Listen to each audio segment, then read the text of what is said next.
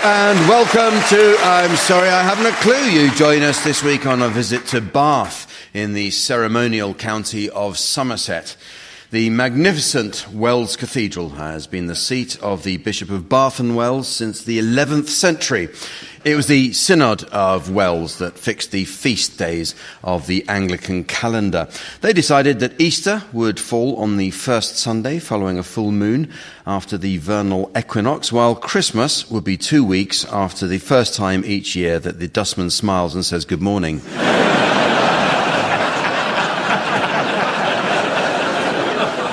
In 1998, Donald Trump bought a stretch of Somerset coastline intending to develop a luxury country club and golf course there. I just said his name.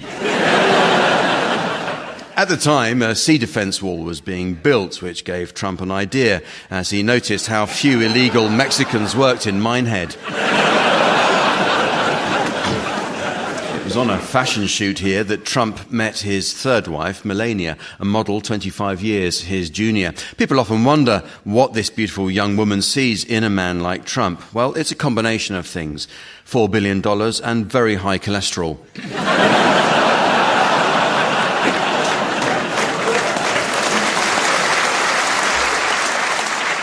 And Bath is home to the Fair Trade Coffee Organisation, the charity that was set up to improve conditions for exploited workers in third world countries. However, last month a gang broke in and stole the entire stock of high-strength Arabica beans. How do these people sleep at night?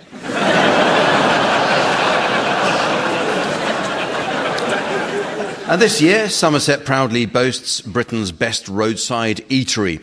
Situated in a lay-by on the A37 south of Shepton Mallet, the title goes to Jerry's Burger Van, which now has 4 Michelin tyres.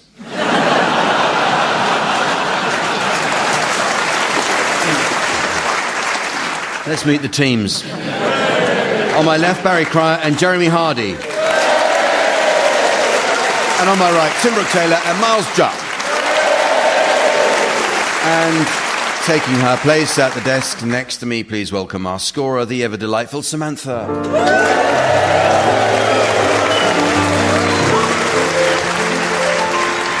Well, we start this week with a game called Sexed Down Songs. So, teams, I'd like you to suggest sexed down versions of some well-known songs. Barry, you can start. Do you think I'm 60? Tim. You can leave your truss on.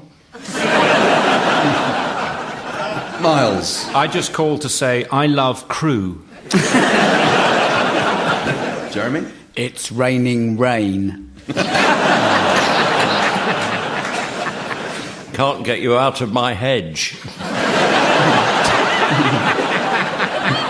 You'll never walk again.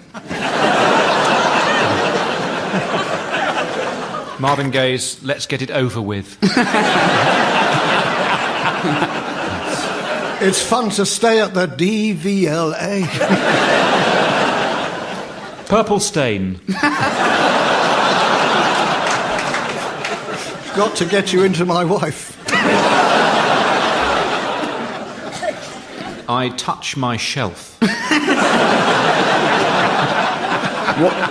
What is this thing called, love?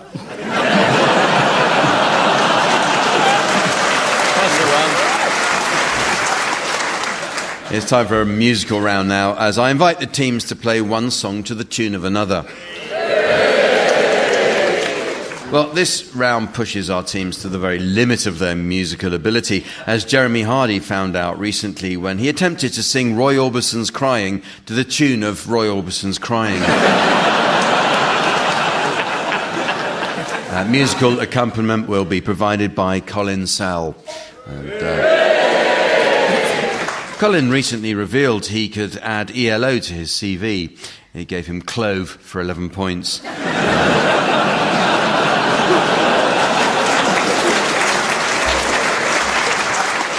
Okay, we'll start with you, Barry. I'd like you to sing the words of Anarchy in the UK by the Sex Pistols to the tune of A, You're Adorable.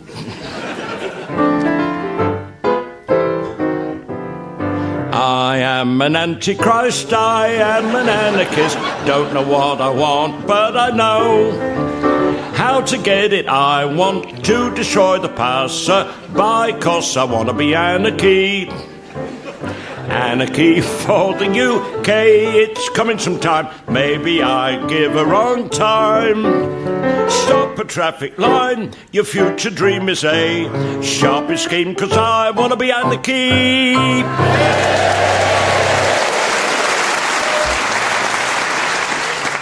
Thank you, Barry.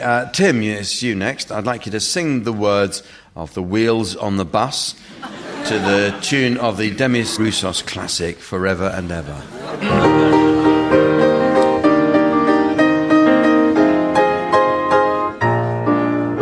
The wheels on the bus go round and round, round and round and round. The wheels on the bus go round and round.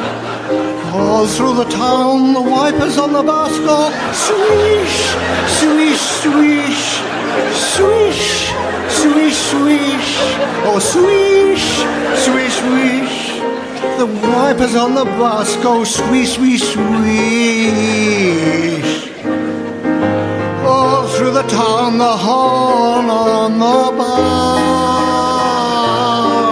goes beep, beep, beep, beep, beep, beep, beep, beep, beep, beep, beep. The horn on the bus goes beep, beep, beep.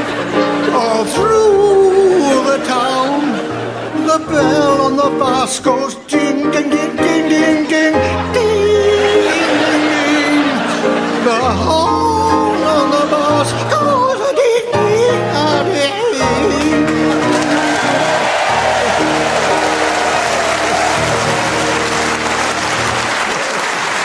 Thank you, Tim. In case you're interested, Tim Brooke-Taylor has been invited back to Bath in January to turn off the Christmas lights.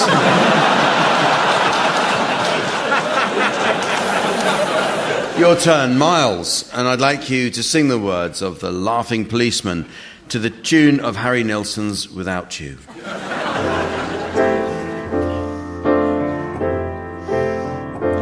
I know a fat old policeman, he is always on our street. A fat and jolly red-faced man, he really is a treat. He's too kind for a policeman, he's never known to frown. And everybody says he's the happiest man in town. He laughs upon point duty, he laughs upon his beat, he laughs at everybody.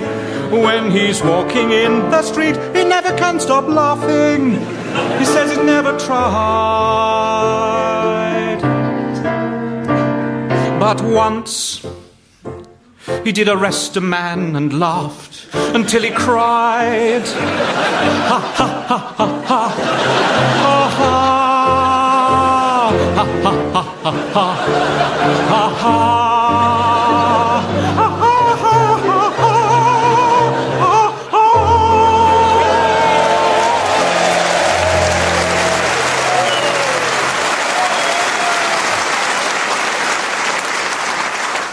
By the way, if anyone would like to take home a stray dog, there will be quite a few at stage door by now.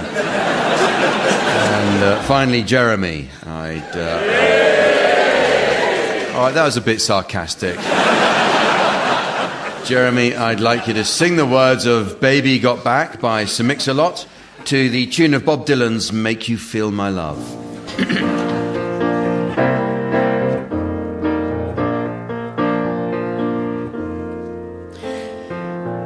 I like big butts and I cannot lie. You other brothers cannot deny that when a girl walks in with an itty-bitty waist and a round thing in your face, you get sprung, want to pull up tight, 'cause you notice that butt was stuck deep in the jeans she's wearing. I am hooked and I can't stop staring.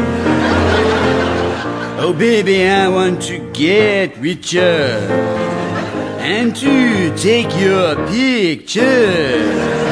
My homeboy tried to warn me, but that part you got makes me so horny.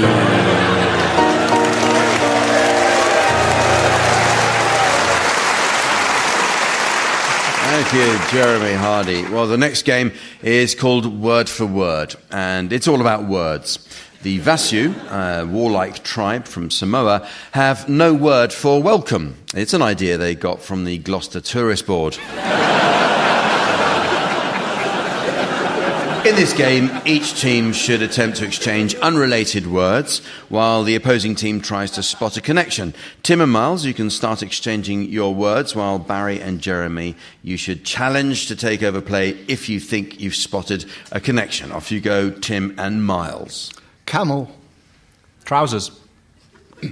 Crumpet. Jacuzzi. Cokes. Flam. Barry. Well, I've got a personal involvement in this. I was once coaxed into a jacuzzi.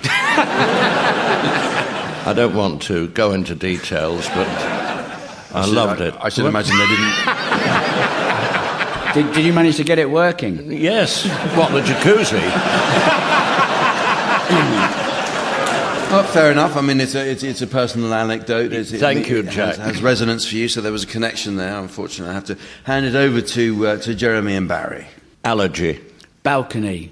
Bucolic. Eczema. Exacerbate. Perch. Miles? Well, eczema is something that you can exacerbate. No, it's not. It's a place in Devon.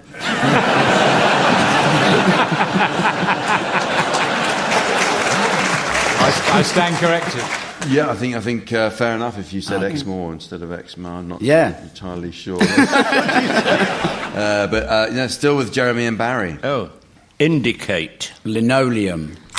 Miles is challenged again, Miles. If you go into a linoleum shop and they say, which lino do you want? You go, well, I'd like that one. You'd indicate, wouldn't you? You got us there. Fair enough, there is a... Do you get out much, Miles? There's connection there, so over to Miles and Tim. Beaver. Quadruple. Slot. Caustic. Barry. The jacuzzi I was coaxed... I was coaxed into had a quadruple slot in case of emergencies. Well, there's a connection you found there, so yes, thank you, Jack.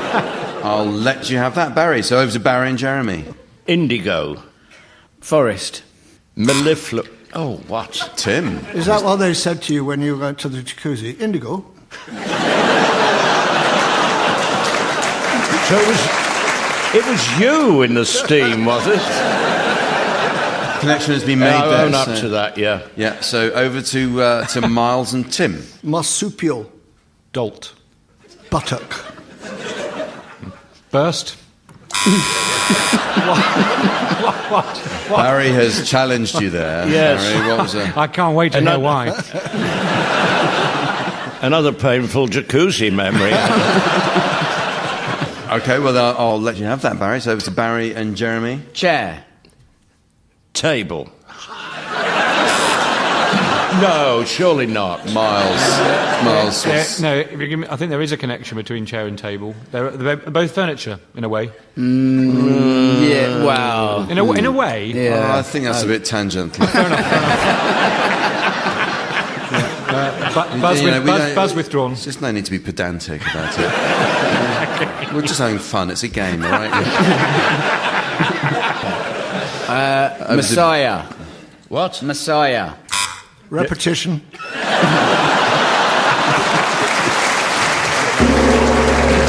And the sound of that gong reminds us all that I've just discovered a way to finish that game. Okay, well, our next round is all about titles, called Trail of the Lonesome Pun. A poor choice of title can spell doom for any creative project. Witness the very poor take-up among psychoanalysts of Sigmund Freud's first published paper on the Oedipus complex. You ain't half hot, mum. Now, the people whose job it is to come up with ideas for radio and TV shows can be remarkably lazy with their programme titles, so I'll ask the teams to share examples of programmes where the content has been contrived to suit what someone thought would make a clever title. Miles, you could start maybe. Coming up after the break, a light-hearted look at civil rights activist Martin Luther King's penchant for coarse fishing. That's I Have a Bream.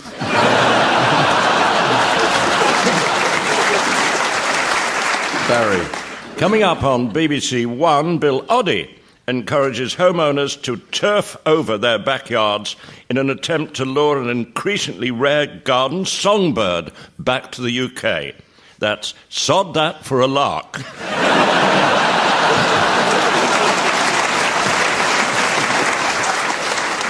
Tim.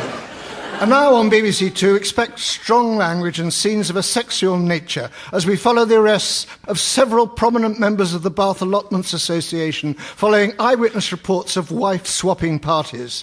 That's people who work in glass houses shouldn't throw orgies. Jeremy.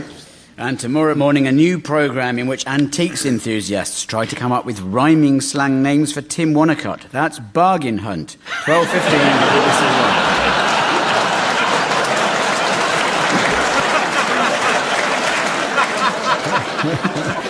One. Coming up on Radio 4, a heartwarming documentary showing how self-medication and an understanding of their condition provided invaluable relief for constipated Bible scholars. That's Know Thine Enema. Later on BBC One, a dramatisation of Sir Arthur Conan Doyle's lost novel in which his detective hero is beaten to death. That's Holmes Under the Hammer at 9 o'clock.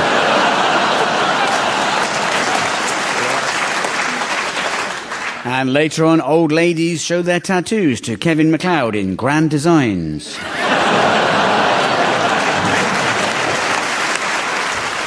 Well, it's time for a musical game called Name That Joke. Comedy theorists claim that there are 6 basic joke forms, which will come as a surprise to anyone who's seen Barry's act.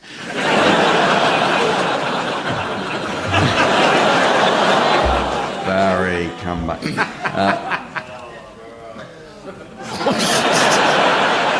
Have some of you got livestock in here?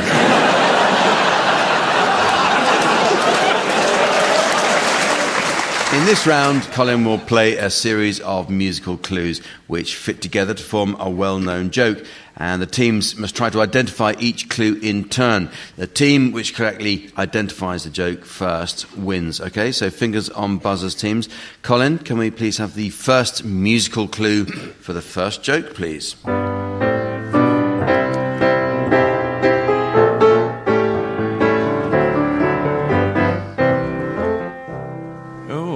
What is it? I'm not sure what that is. Is that Alice's restaurant? Oh. A restaurant. It was Alice's restaurant. OK, there's a man talking to his mate, and his mate says, have you got any special plans for your anniversary? The man says, yes. Now, I've got a special surprise for the wife. Because a few months ago, we walked past this restaurant, and she looked at it and she said, oh, that really does look like a lovely restaurant. So, as a special surprise, I'm going to walk her past it again.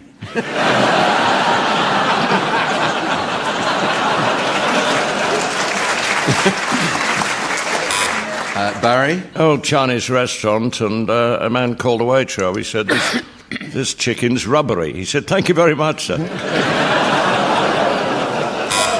Miles? The other evening, my wife and I, we were sitting in a restaurant drinking wine, and she suddenly said, I love you. And I said, is that you or the wine talking? And she said, it was me talking to the wine. Okay, well, none of those are the joke we're aiming for. Maybe we should have the next clue, please. Colin?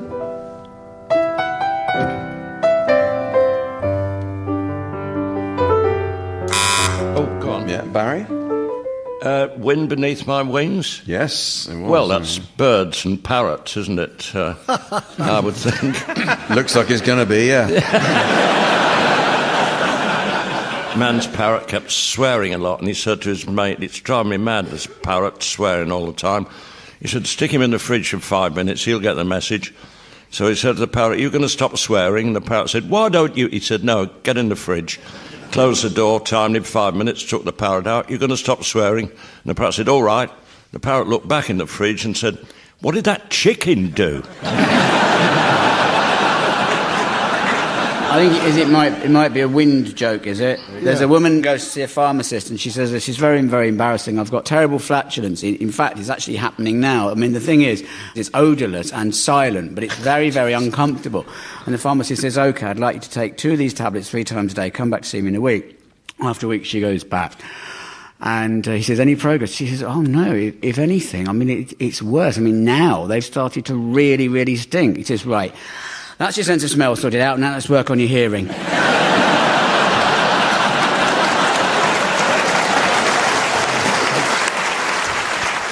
Any others on that? We haven't got to the joke that I was hoping we'd find. Oh. Barry must know it. No, I'm phased here. I took my wife to a restaurant. This is the answer to that none of you got. I took my wife to a restaurant the other night, and during the main course, I realised I desperately needed to break wind, and the music was quite loud, so I timed my reliefs to the beat of the music. After just a few songs, I started to feel better, and I finished my coffee and noticed that the whole restaurant was staring at me. And that's when I remembered I was listening to my iPod.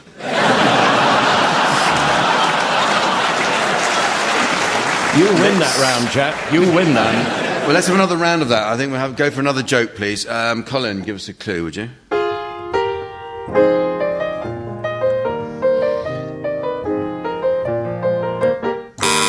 Barry. Goodness gracious me. Yep. Doctor, I'm in trouble. Mm-hmm. Went to the doctor's and he examined me. He said, take your clothes off. I said, OK, where shall I put them? He said, over there on top of mine.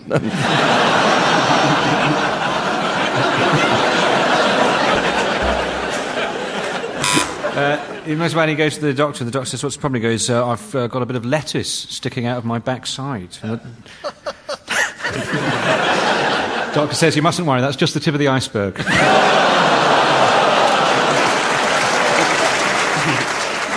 he put a dressing on it? Excellent. Well, no, that's not the joke that we're aiming for. That's not the answer. So another musical clue, please, Colin. Oh, OK. That's the funeral march. Yeah. OK, so there's a funeral parlour, and the woman goes the night before her husband's funeral. She goes down to see her husband for the last time. It's all nicely laid out in the coffin.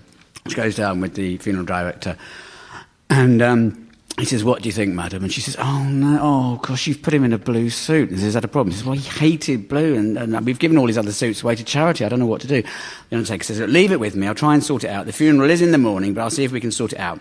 And she pops back in before the funeral in the morning. Says, were you able to sort it out? And he says, well, bizarrely, you're not going to believe this, but another lady came in to see her husband, and he was in a grey suit, and she said, oh, no, my husband loved blue suits. So all we had to do was swap the heads.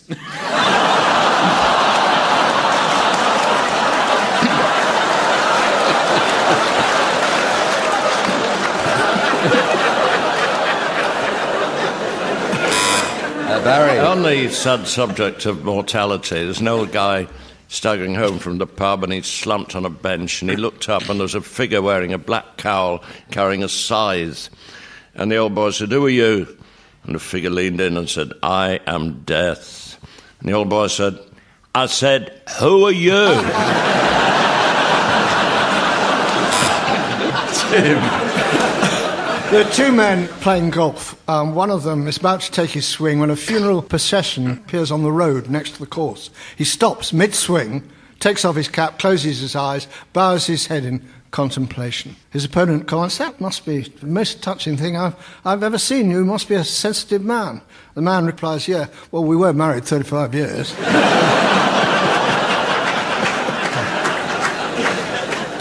There's this man who's at a funeral, and during the service, he suddenly asks the vicar for the Wi-Fi code. And, the vicar said, please have some respect for your poor dead mother. And the man says, is that all lowercase?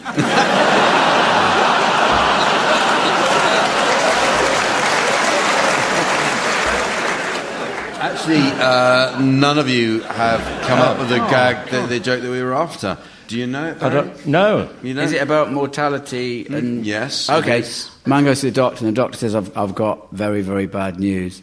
I'm afraid your condition is terminal. And the man says, oh no, how long have I got? He says, 10. He says, what, months, weeks? 9, 8, 7, 6. That was the winning joke. Well done, Jeremy. Okay. It's very nearly the end of the show, but there's just time to fit in a quick round of Bathroom Film Club. Samantha informs me she loves to spend time relaxing in the bathroom, and she recently shared her formula for the perfect bath. Apparently it's all down to the water's depth, temperature and mineral content. Samantha says she likes it 12 inches hot and hard.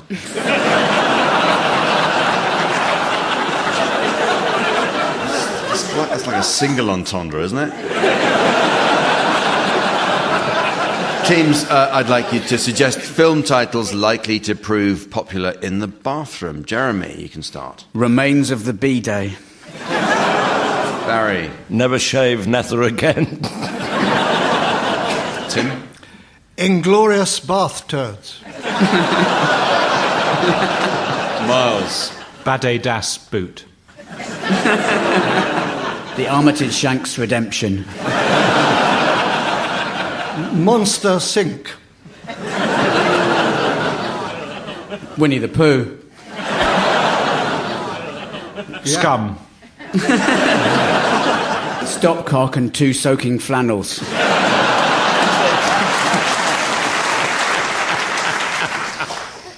Eternal Sunshine of the Spotless Rim. Lav, actually. Bring me the head and shoulders of Alfredo Garcia. And so, ladies and gentlemen, as the callous cold caller of calamity harasses the huffy housewife of humanity, and the landline of lucidity is launched lustily towards the dustbin of destiny, I notice it's the end of the show. So, from the teams, Samantha and myself, and our audience here in Bath, it's goodbye. Goodbye. Barry Cryer, Miles Jupp, Tim Brooke-Taylor and Jeremy Hardy were being given silly things to do by Jack Dee, with Colin Sell setting some of them to music. The programme consultants were Ian Pattinson and Fraser Steele, and the producer was John Naismith.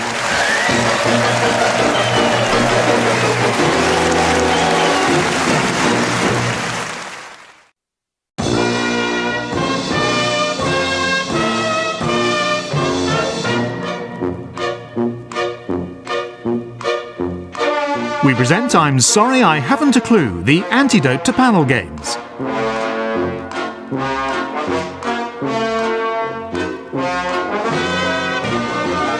At the piano is Colin Sell, and your chairman is Jack Dee.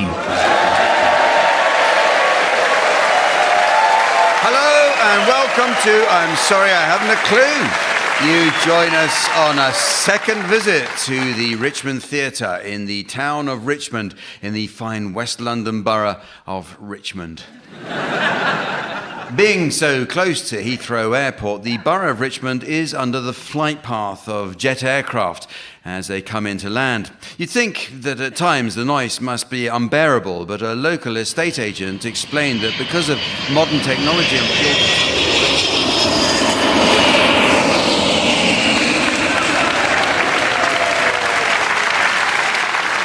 you honestly hardly ever notice it.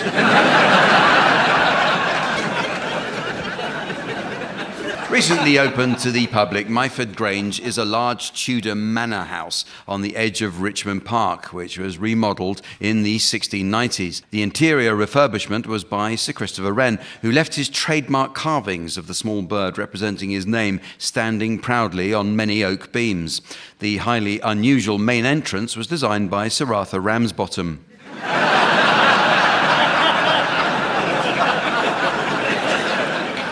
Jim Kirkham, the founder of DFS, bought a mansion here. As a young, impoverished man with a wife to support, it was Kirkham who devised the sofa bed when he forgot their anniversary.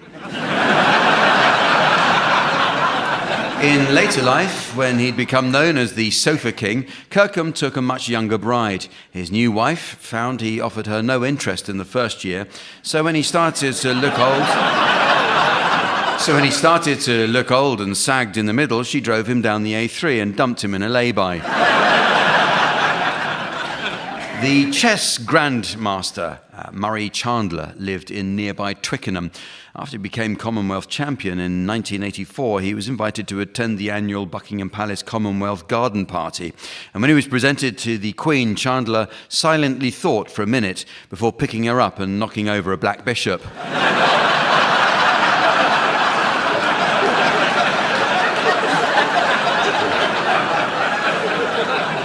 Let's meet the teams. Please welcome on my left, Barry Cryer and Graham Garden. And on my right, Tim Brooke-Taylor and Sandy Toksvig. And taking his place on the scoring desk next to me, please welcome our resident tree trunk in trunks, the immaculate Sven.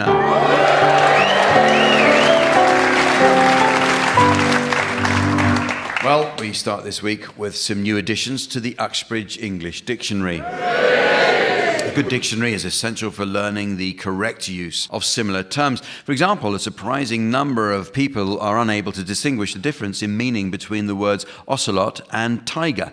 Well, an ocelot is a medium-sized wild cat with an orange-yellow coat marked with black stripes, whereas tiger is what Yorkshire mountaineers climb in Swiss Alps. But the meanings of words are constantly changing, teams. So your suggestions, please, of any new definitions you may have spotted recently. Graham, you can start. Perspex, glasses for cats. Tim. Weeping, the sound of a very small microwave. Sandy. Limelight, a sugar-free lime. Barry. Tampon, Yorkshire for loudspeakers working.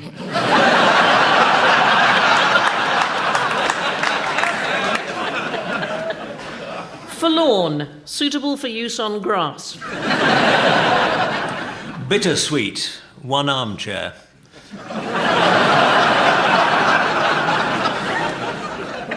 Tissue, Yorkshire kids. Shamrock, air guitar. Dildo, herbal bread mix.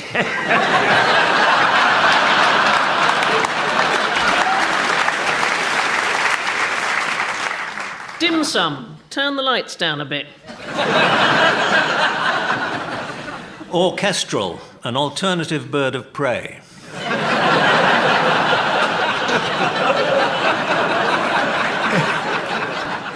Borneo, what they say in Italian maternity wards.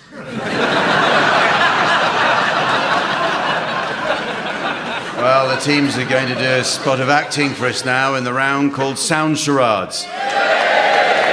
This is a variation of the old TV favourite, Give Us a Clue, the show that featured Mime Master General Lionel Blair. Sprightly 90-year-old Lionel thought his song and dance days were over until last month when his agent took a surprise call from Cameron McIntosh with the offer of the lead in a brand new production, Mother Teresa the Musical. Tim and Sandy, you're to start, please, and your title will shortly be displayed to the audience via the laser display screen. And for listeners at home, here's the mystery voice. Mississippi burning. Mississippi burning. Right, so you're guessing this one, Barry and Graham. So off you go, please, Tim and Sandy. It's a film, and it's 2 words, and it goes like this. Excuse me, Mr. Ippy? Yes. I'm sorry to bother you. I live 3 doors down. I just put the washing out, and there's a lot of smoke drifting over from your garden. Oh, I do apologise. My wife's just lit a bonfire. Leave it with me. Goodbye. Goodbye. Name Ippy there. Yes. Mississippi. Yes. Over to you, Graham. We wonder, what is Mississippi burning? All right, your turn, Barry and Graham, and your title is now being exhibited on the laser display board. And here again is the mystery voice for listeners at home. The Crown. The Crown. TV series. Yep. 2 words. It goes like this. Open wide, man.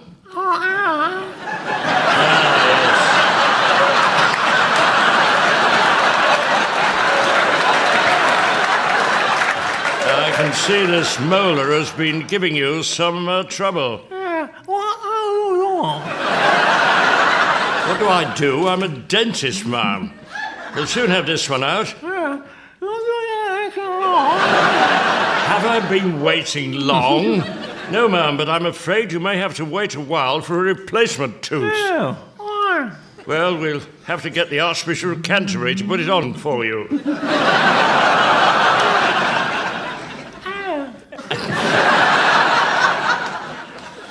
Well, I mean, it was extraordinary. It was like Her Majesty was in the room. It was. It's the Crown. Well, it says here that round went so well, let's try another one. So we'll have another title for Tim and Sandy, and here is the mystery voice for listeners at home. Crossing continents. Crossing continents.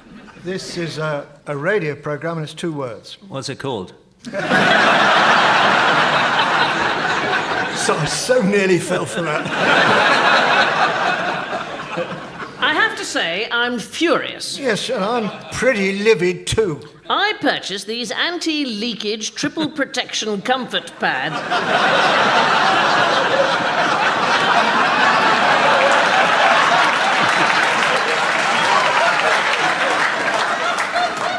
In all good faith, and can assure you that it is neither comfortable nor watertight. I've had very similar problems. These so-called discreet and super-absorbent premium briefs are about as porous as sheet glass.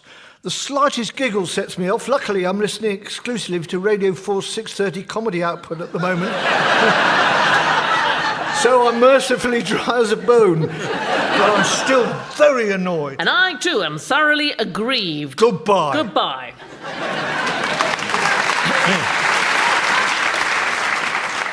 Well, they both sound very cross. Yes. Yes, cross. Go on, Baz, you tell them. Crossing continents.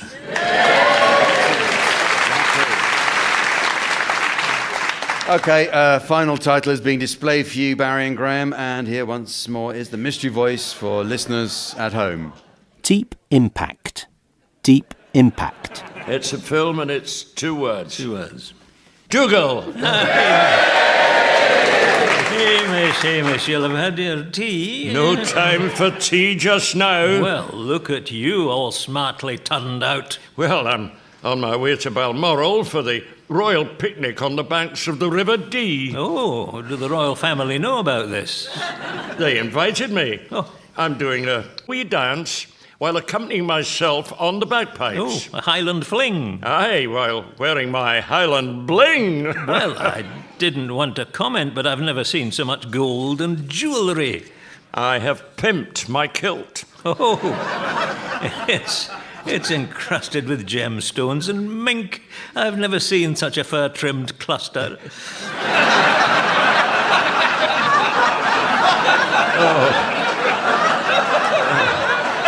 Oh, has it ridden up again? But no, look at this. What? I have also pimped my sporran. Oh, it must weigh a ton with all that precious metal, and you've pimped your bonnet too. A 3-foot feather and mint rhinestone decoration. Well, so summarise then. If I may, on the banks of the River Dee, in your pimped Highland costume, you'll be doing your turn. I will. And what do you call it? I would have thought that was obvious. Goodbye. Goodbye.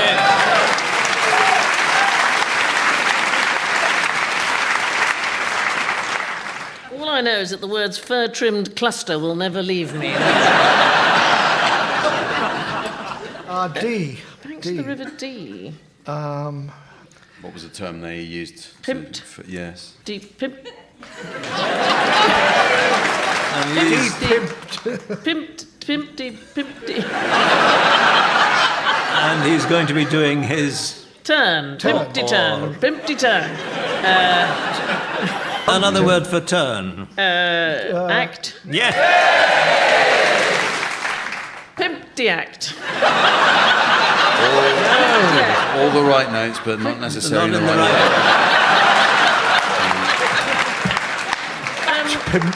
Deact to pimped. Depimped. You're all... Time out. Should we put them out of their misery? Yeah. Yes, it was Deep Impact. I've never heard of it. No, why? I haven't been to the picture since Bambi. That's hilarious. Oh dear. It's now time to play the game called Mornington Crescent. First I notice our in-tray has been bombarded by a letter. And it comes from a Mrs. Trellis of North Wales. She writes, "Dear Compare the Market, I know who your insurance adverts appeal to. Simples. Yours sincerely, Mrs. Trellis." Okay, on with the game, teams, and in a bid to speed things up, I've provided you each with the latest satellite navigation technology. So if you please program into your sat-nav applications a route from Richmond Station to Mornington Crescent, taking account of Montague's Loop and avoiding Nip, obviously. I'd like you to start, please, Graham. Right. Let's see. After 200 yards, turn left. Oh, that's relatively easy. I think that will take me eventually to Oxford Circus. Oh, very good. Oh, boy. Okay, well, I'll ask now. Turn right in 50 yards. No, you're right. Pimlico. Oh, Pimlico? That's what I said. Yeah. Hang on, I'll ask. Take the Victoria line. I like the color. Chelsea. Oh, very good. Okay, that's... I'm probably going to need a bit of help here. Take the A3 towards Guildford. No, only joking. I'm going to head west. I'm going to loop round to Boston Manor. Not my first time, you know. Right. Warning, old people crossing. I think my best... Still crossing. My best bet is to explore the diagonal. Still crossing. Yes. Arnos Grove. No, I don't think so, Graham. No. is that Nip? Wait a minute. Well, not Nip, darling. Well, in fact, technically, Sandy went west, which means that we, obviously being here, we have to play the East Sheen protocol. Yeah. It's a bit like the Richmond protocol, but not as expensive. Have another go, Graham. Right. I don't know.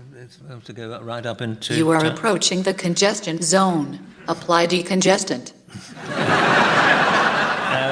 Right. We'll go to the Leicester Square. Leicester Square. Oh, yes. Yeah. Oh, dear. Now we're stuck in traffic. It's not traffic. You are in a McDonald's drive-thru. Euston Road. Euston Road. Yes. Well, you can do that. Oh, wait a minute. Get in the right-hand lane. Oh, dear. It's 8 items or less. Trafalgar Square. Wow. Wow, yes. Yeah. Okay, that... An expected item in bagging area. I think from there there's... Well, I don't think there's anywhere to go. Can I go Parsons Green? You can. Yeah?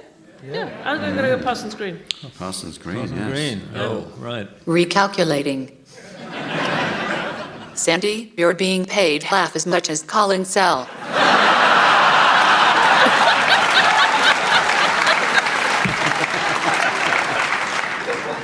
Parsons Green. So I'd better go to King's Cross in that case. Yeah. You bastard. That was going to be my move. You're absolutely right. Don't forget your the Petersham rule now, please. No, I because won't, we're going to do it. Have you ever considered changing your electricity supplier?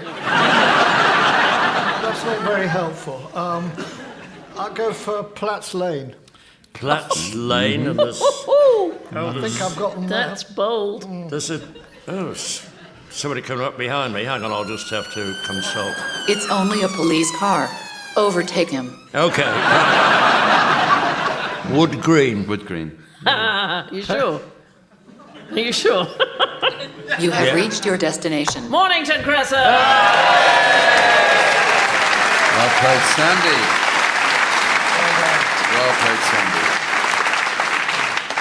Well, the next game is called Complete Christmas Cards. Of course, it wouldn't be Christmas without the release of a poignant charity single. Over the years, we've seen the release of some very touching Christmas number ones, though it's the release of the Boxing Day number 2 that really brings a tear to the eye.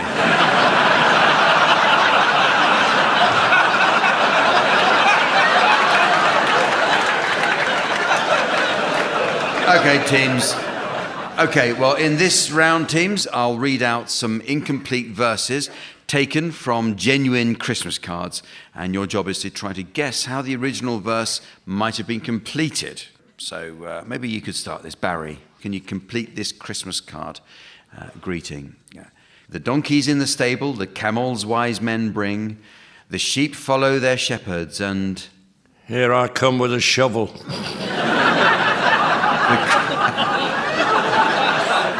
Then the Christmas bells do ring. Oh. Tim, how about this one?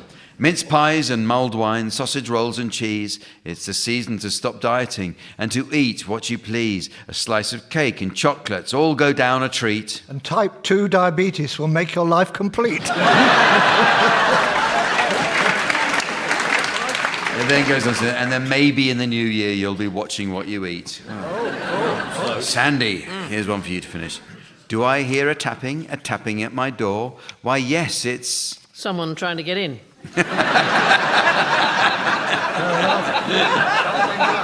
It's actually, why, yes, it's carol singers collecting for the poor. Graham, happy Christmas to a dog. Happy Christmas, my dear little friend. I have filled you a stocking too. With a cat.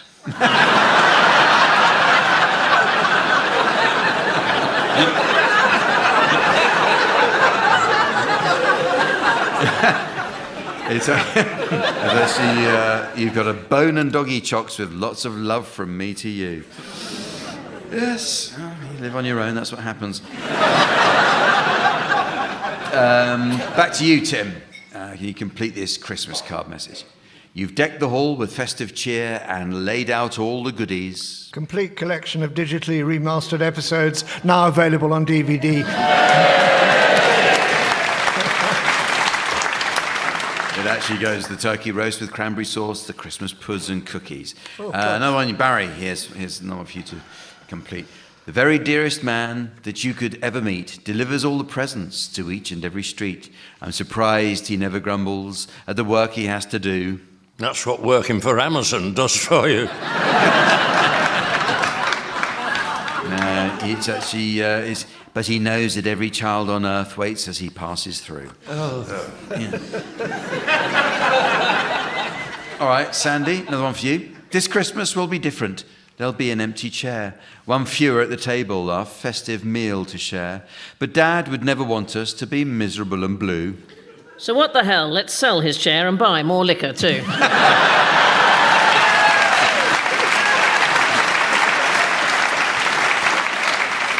Yes, it was, so let's make sure we celebrate like he always used to do. Graham, another one for you. Although the miles are many and our meetings very few, this card is sent to tell you... I've not forgiven you. It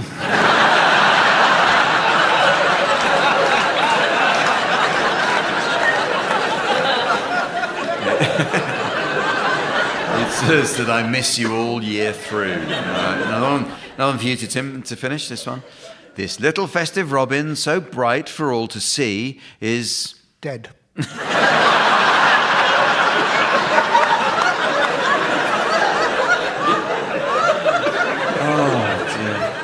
Is saying Merry Christmas as you gather round the tree. A bit nicer, isn't it? Barry, how about this one? Yes.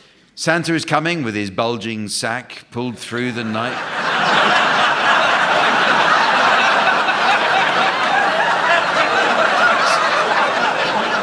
Sorry, Barry, I'll start that again. Yes, please. Santa is coming with his bulging sack, pulled through the night by... Someone he met online. It's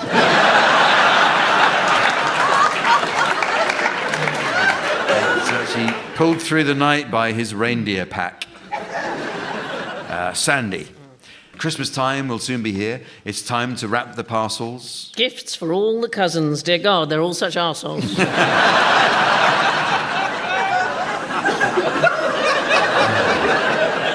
Let's eat and drink and feast ourselves like kings inside our castles. Oh, good, there are some more.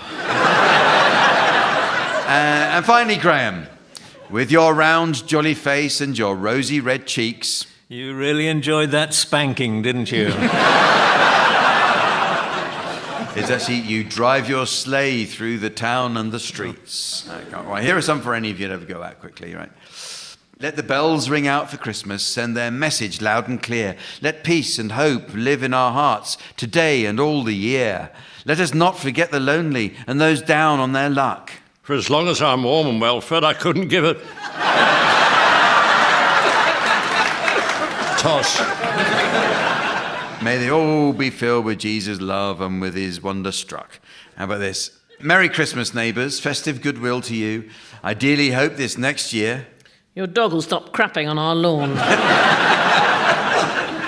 will bring you joy all through. In fact, how about this one? Baubles, candles, tinsel, lights, a festive time full of delights, pretty garlands, a stunning wreath, a twinkling tree with presents beneath, roasted turkey, Brussels sprouts. Oh, and we need milk.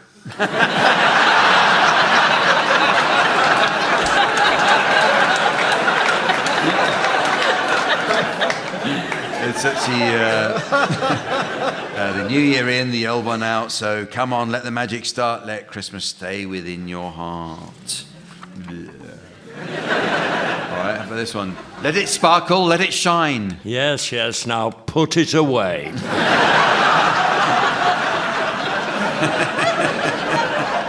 It's bring it on, it's Christmas time.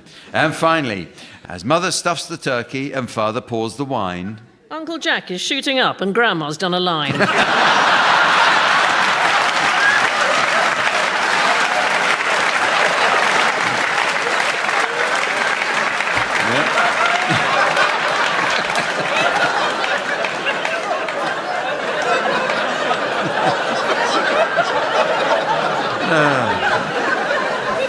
It really is a special treat when their two skills combine.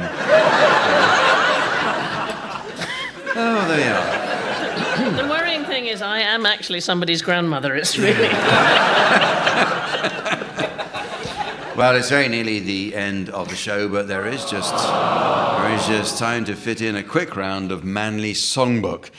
Sven's been telling us all about how he took part in his first rodeo after a helpful Texan cowboy offered him some guidance. Sven says it took just 6 seconds before he was tossed off, and he hadn't even entered the ring.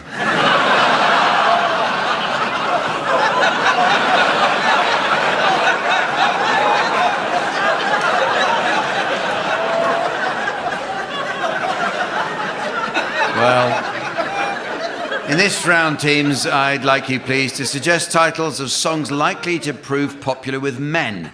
So, you better start this one, Sandy. Stand by your mansplaining. And Barry. Hey, you, get off of my lawn. Tim. Everybody was man-flu fighting. Graham. I just can't get you out of my shed. We shall overcome. I see a red door and I want to paint it eventually.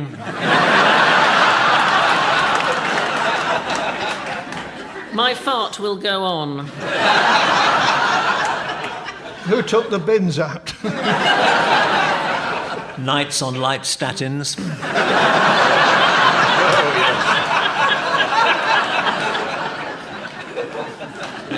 No, I'm not bloody asking if this is the way to Amarillo.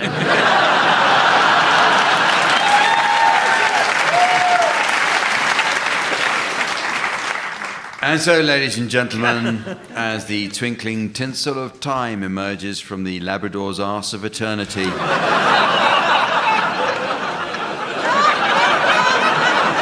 the bountiful bird of beneficence is blessed with the stuffing of a lifetime, I notice it's the end of the show. So from the teams, Sven, myself, and our audience here in Richmond, it's goodbye. Goodbye.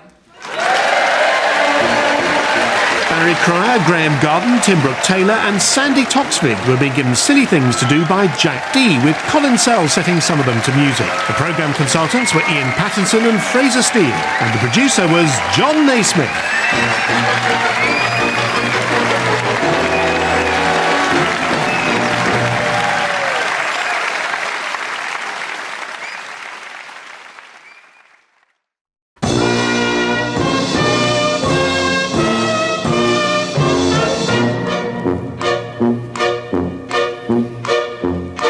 We present I'm Sorry I Haven't a Clue, the antidote to panel games.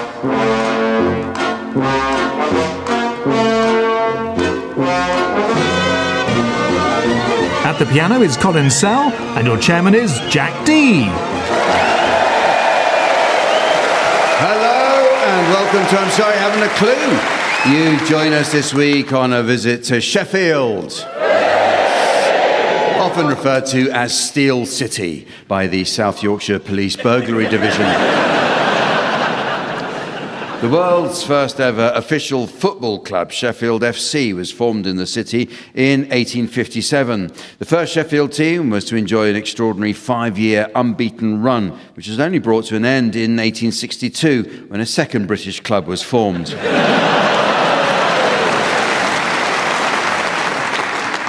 A fact you might not know is that the term hat-trick actually originates in Sheffield. For any Sheffield Wednesday fans listening, I should, of course, explain what a hat-trick is. It's when the opposition's striker puts 3 past your goalkeeper. Sheffield was noted for the production of knives as early as the 14th century, and Sheffield knives are actually mentioned in Geoffrey Chaucer's Canterbury Tales. Even today, Sheffield companies like Eggington and Samuel Staniforth produce thousands of knives every day for export worldwide. In fact, the only place you'll see more knives produced is by visiting Firth Park after dark.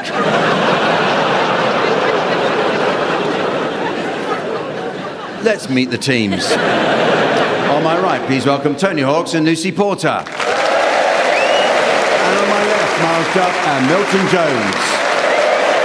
And taking her place at the desk next to me to enjoy an evening of scoring, please welcome the ever-delightful Samantha.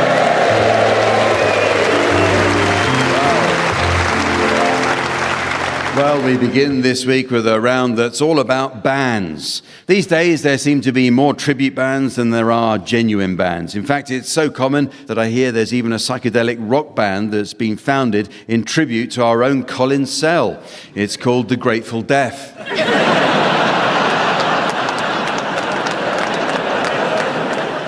Anyway, teams, in this round, I'd like you to please suggest disappointing titles for tribute bands. You can start this one, Miles. Simply Dead. Lucy. Public Enema. Tony. Break, Wind and Fire. Milton. Emerson, Lake and Starmer.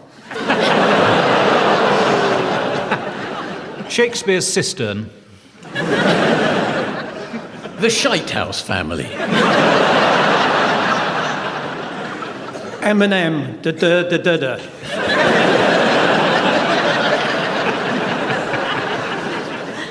By Jovi. Rage Against the Mash, I ordered chips.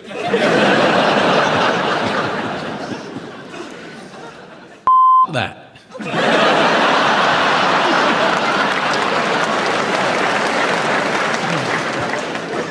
Damp, damp, damp. Terence Trent Lester. Florence and the Mash, she ordered chips too. Well, it's time for a musical round now, as I ask the teams to sing one song to the tune of another. At the piano, we have Colin Sell. And matter of fact, Colin was telling us about his days as a music scout and how thrilled he was back in the 1970s to discover the cure. In his case, just a simple tin of stewed prunes. Okay, we'll start with you, please. Lucy Porter, I'd like you to sing the words of I'm Too Sexy by Right Said Fred to the tune of Bring Me Sunshine.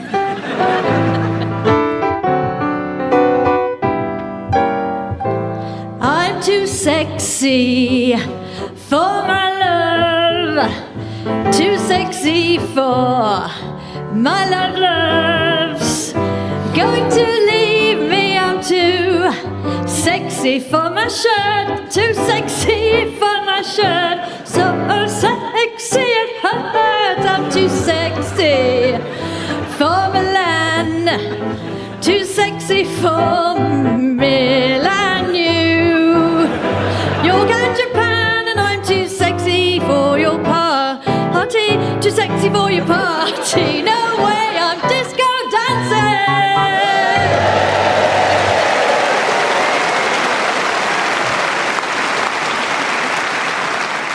You now, Milton Jones, and I'd like you to sing the words of The Laughing Policeman to the tune of The Funeral March.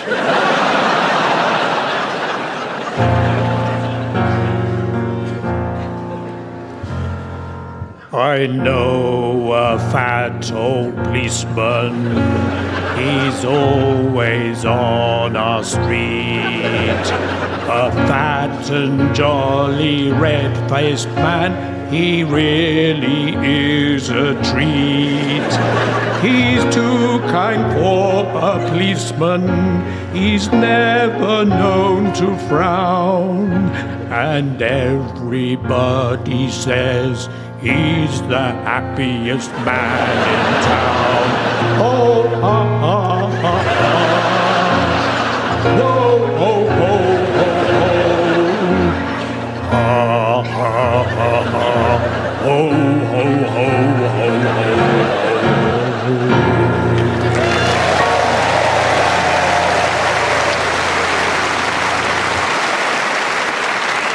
Excellent stuff. You now, Tony Hawks, I'd like you to sing the words of What Does the Fox Say to the tune of The Girl from Ipanema.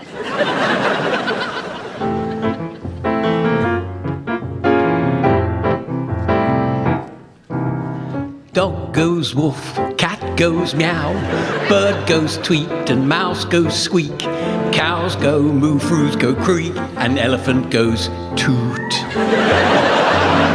Ducks say quack and fish go blub and the seal goes ow, ow, ow, but there's one sound that no one knows. What does the fox say?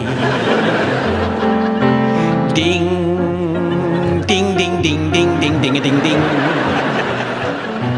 Good ding, ding, ding, ding, ding, ding, ding, ding, ding. Good ding, ding, ding, ding, ding, ding, ding, ding, ding. What does the fox say? What, pa, pa, pa, pa, pa, wa, pa, pa, pa, pa, pa. Pa, pa, pa, pa, pa, wa, wa, pa, pa, pa. What does the fox say? Ha, ha, hatty, ho. Hat, hatty, hatty, ho. Hatty, hatty, ho.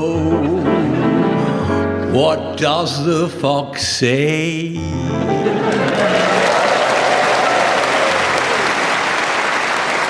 And finally, Miles Jupp, I'd like you to sing the words of Model of a Modern Major General from Gilbert and Sullivan's The Pirates of Penzance to the tune of The Windmills of Your Mind. I am the very model of a modern major general. I've information, vegetable and animal and mineral. I know the kings of England and I quote the fights historical, from Marathon to Waterloo in order categorical. I'm very well acquainted too with matters mathematical. I understand equations, both the simple and quadratical. About binomial theorem I'm teeming with a lot of news. Christ. with many cheerful facts about the square of the hypotenuse. I'm very good at integral and differential calculus. I know the scientific names of beings and animalculous. In short, in matters vegetable, animal and mineral, I am the very model of a modern age in general. I know in mystic history, King Arthur's and Sir Caradox. I answer hard acrostics. I've a pretty taste for paradox.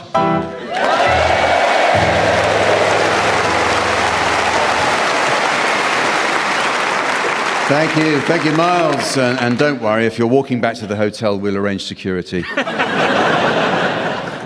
This next round is called Word for Word, and it's all about words.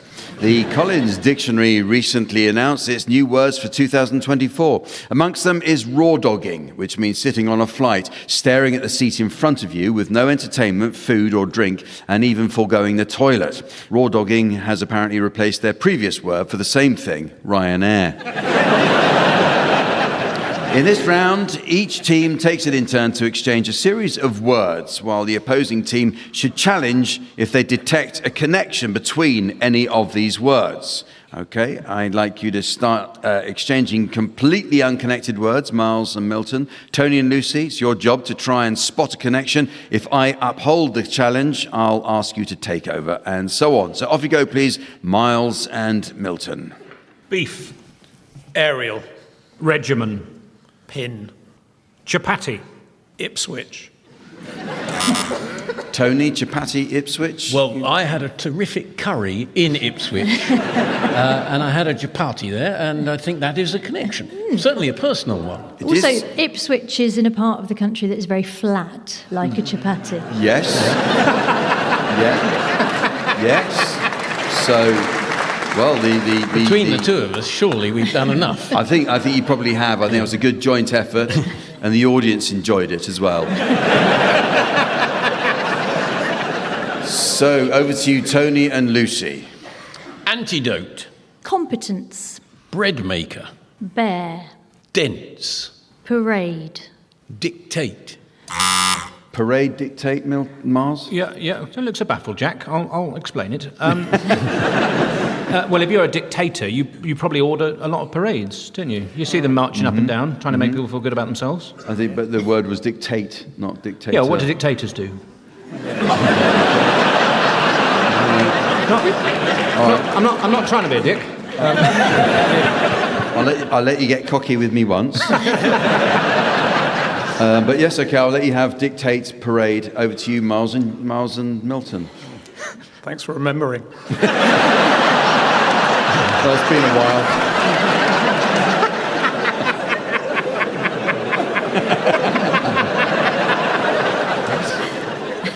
Dementia.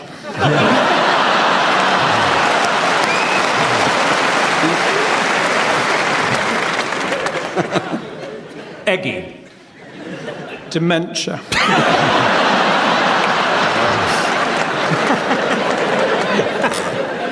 Tony, you've gone for eggy dementia. Yeah.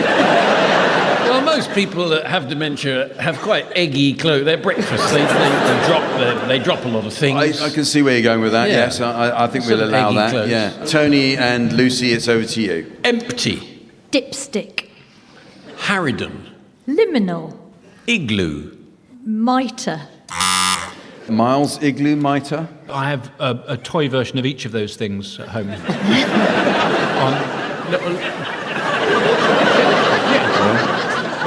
And I live in Ipswich, so that's acceptable. So I have a little toy igloo and a little toy mitre that was left over. I've lost the toy bishop it came with, but it's quite a sad day actually. But nevertheless, I have both of those things. Why did you have a toy bishop? I couldn't afford a real one. Okay, well, that's the connection. I'm buying that. I'm happy with that. So back to you two.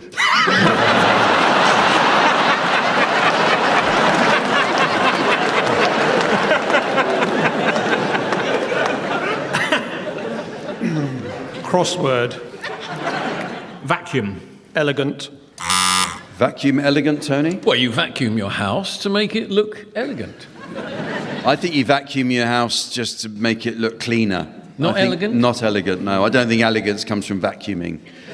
Elegance is to do with style, Tony. No amount of vacuuming can provide that. I've been to your house. Yes. You weren't actually invited, but you came. I've looked through the windows. I'm not going to allow that, so it's back to you, Miles and Milton. Oh, and that sound usually tells us that there's a film about to start. Don't we wish? Well, this next round is called The Symptoms. In this round, the teams will assume the role of doctors and patients suffering from an imaginary medical condition, and you can be our patients, Tony and Lucy. And the identity of your mystery medical condition is now being displayed to our theatre audience via the laser display screen. And for listeners at home, here's the mystery voice. Tony and Lucy think they're Radio 4. Tony and Lucy think they're Radio 4. So off you go, Lucy and Tony. Come on in. Oh, yes, do go. Normally it only means one thing when a young couple come in to see the doctor together. Well, it's not that. Thank you very much for your time, doctors. I mean, we're very worried about our long-term health. Yeah, we're definitely not in the shape we used to be. Yeah, we used to have such great figures. Though we still do get a pretty good reception most places. Yeah. To be honest, Doctor, bladder control is a problem. And we're both furious about it. Yes, we're a couple of crossing continents.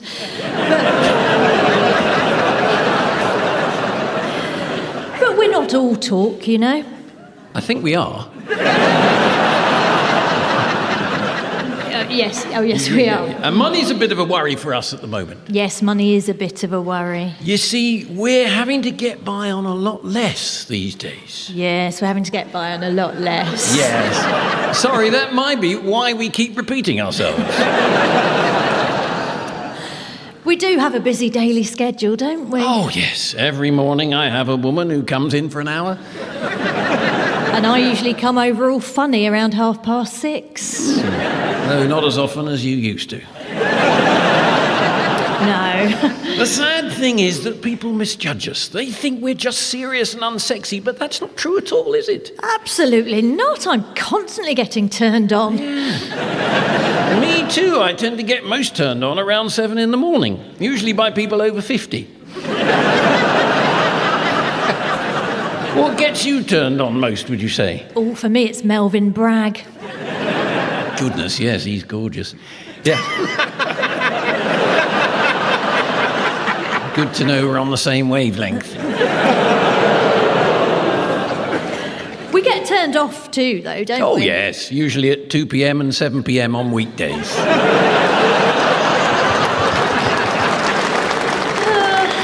And we don't seem to be quite as popular as we were. Well, bits of me are popular. Which bit? I'm sorry, I haven't a clue.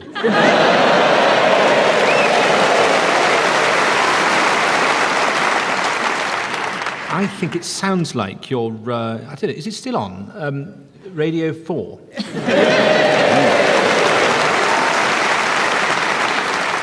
Well, this next round is all about those important events or milestones in our lives when we exchange cards or presents.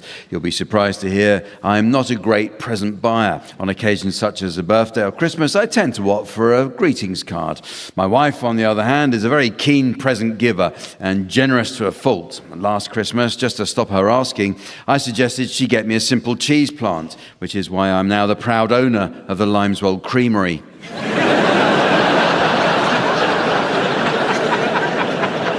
Personally, I find most of the greetings card messages you get today far too upbeat, cheesy or saccharine. So in this round, Doom Pig, I'd like you teams to suggest for me some more realistic and downbeat greetings card rhymes and messages which more accurately reflect the world as we know it. Miles, you can start. Sorry for your loss, but at the same time, congratulations on your inheritance. Lucy. This is a get well soon card. I wish I'd found out sooner that you were feeling down, then I wouldn't have hidden in your wardrobe dressed as an evil clown. Milton. So sad to hear about your husband, Clive. It now appears he's still alive.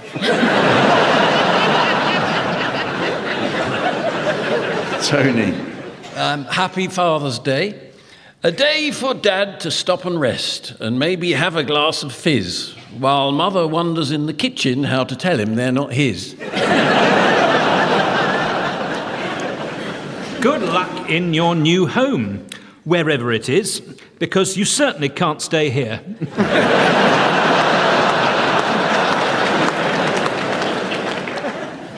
Mother, you did everything for me. You were there at my beginning. You bore me to tears, sorry.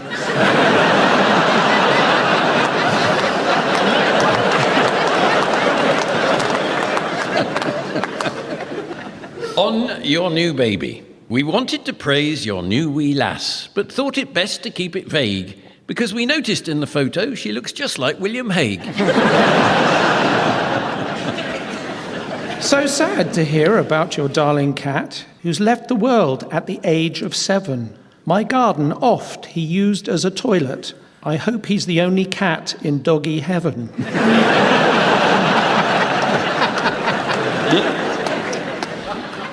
The wheel is turning, the sands are running, the clock is ticking. Soon we shall all return to the dark earth from whence we once came. Nevertheless, happy birthday.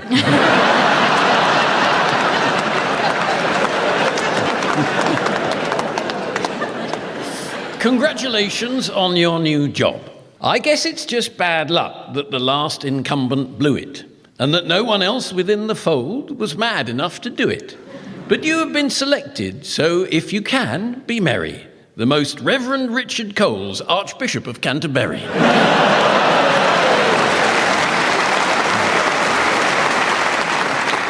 Now for a round called What's the Question? Many answers are the result of fascinating questions. For example, if the answer was U2, the question would be, which contestant did the hill farmer choose on Welsh blind date?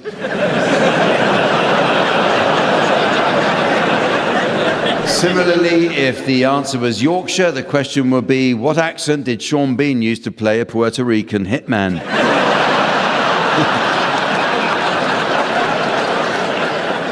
Okay, teams, I'll provide the answers to various questions, and I'd like you to suggest what you think the original questions would have been, okay? So we'll start with you, Miles. Here's the answer. What's the original question?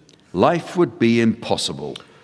What would be the human cost if the temperature of the entire planet was controlled by the thermostat in my parents' sitting room?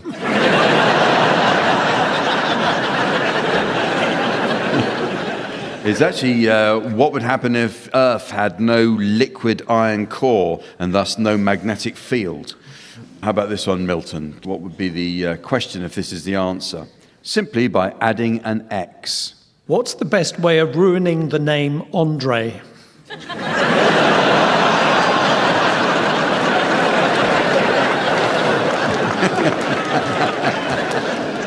fact, the question was, when airports adopted 3-letter codes in the 1930s, how did airports with 2-letter names create their codes? Hence, airports like LAX, LAX. Tony, another answer for you. I want the original question. The Pope's inner chamber.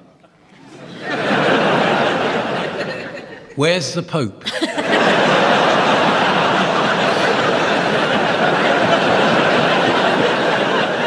In fact, the answer is, where in the Vatican is there an escape tunnel which leads to a secret location outside the Vatican's borders? And Lucy, here's the answer. What was the question? Only when it's upside down. Is it ever enjoyable to sit on a shooting stick? The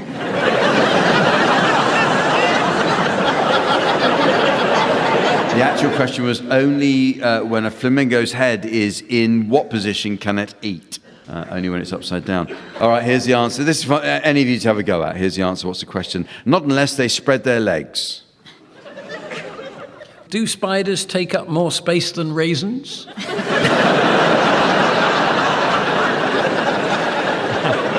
It's actually, are giraffes able to drink water from a river or watering hole?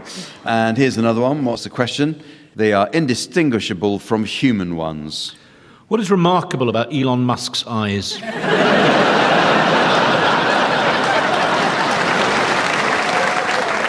You're half right. The actual question is, what is remarkable about koala fingertips? And here's another answer. What's the question? The introduction of boxing gloves. What noticeably improves Colin's piano playing?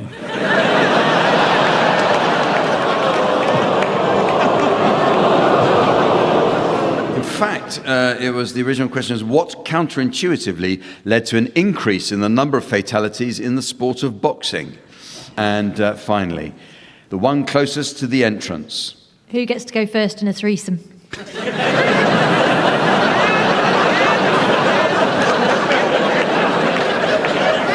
fact, it's statistically, in a gent's lavatory, which urinal is the cleanest? Well, that's just about the end of the show. But there is just time to fit in a quick round of Yorkshire Film Club. And incidentally, football scout Samantha was telling us how she's taken advantage of our visit to Sheffield to visit Bramall Lane to give a talented young footballer a trial. She says she was immediately impressed with his tackle, but concerned he might go down a bit too easily, decided to pull him off at half-time.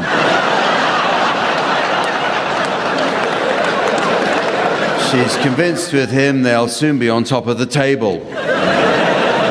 Thank you for sending that one in, Mrs. R. Reeves of London West 1.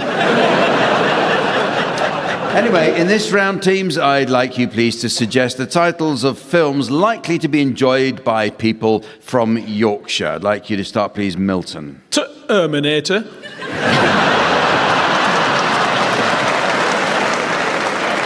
Tony. One Flew Over to Pigeon Loft. Miles. The Cook, the Thief, His Wife, and Brian Glover. Lucy. Clarty Harry?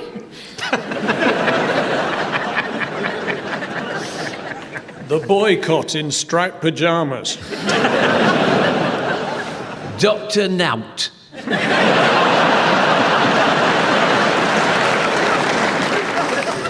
The Grapes of Rotherham. Down and Out in Beverly Hull. Sheepless in Settle.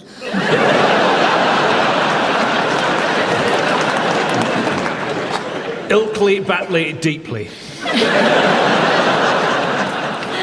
There's something about Mary. Will you have a look, Mr. Herriot? Murder on Transpennine Express. For a few dollars more, I'm not made of money. E.T.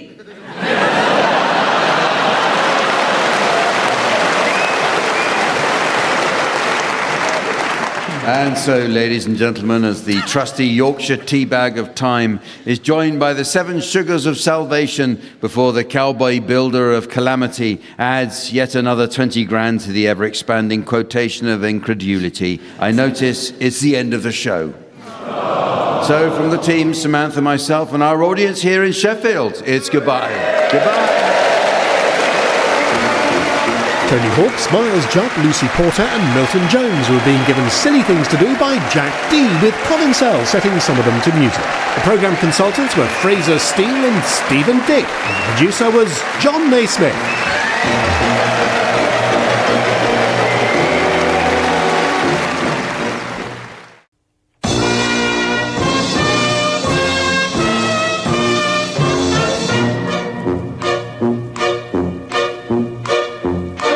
We present I'm Sorry I Haven't a Clue, the antidote to panel games.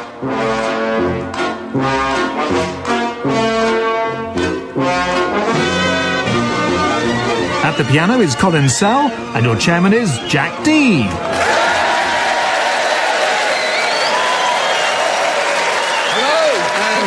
Welcome to I'm Sorry I Haven't a Clue. You join us this week in Crawley, the economic powerhouse of West Sussex. I don't know it well, but there's obviously an awful lot to do in Crawley, judging by the size of its airport. Gatwick became a wartime manufacturing base, and a very first Wellington bomber was built there by Vickers, but they couldn't get it out of the church.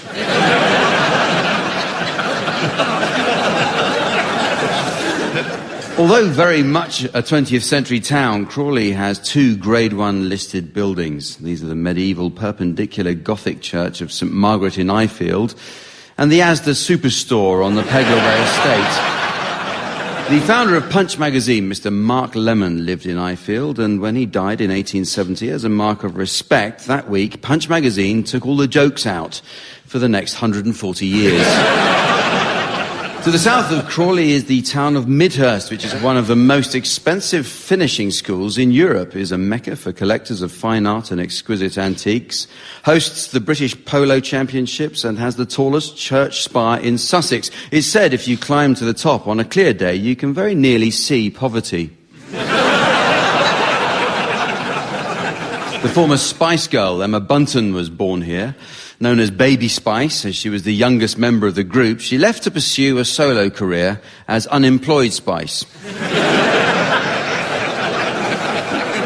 An eminent son of Crawley is the scientist, Professor John Nye. As the world's most respected glaciologist on one of his trips to the Himalayas, Nye is believed by many to have discovered the remains of the abominable snowman. 2 huge lumps of coal and a massive carrot.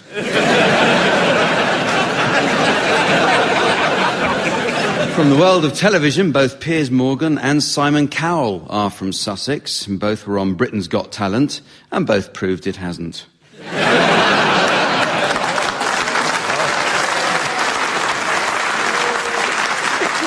We are today guests of Crawley's Horth Theatre, which was originally stables. It was where Farmer Giles kept his horse.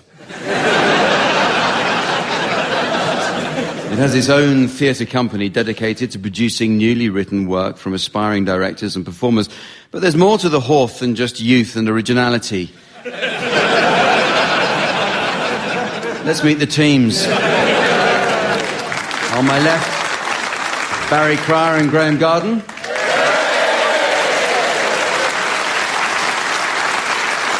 And on my right, Tim Brooke-Taylor and Ross Noble.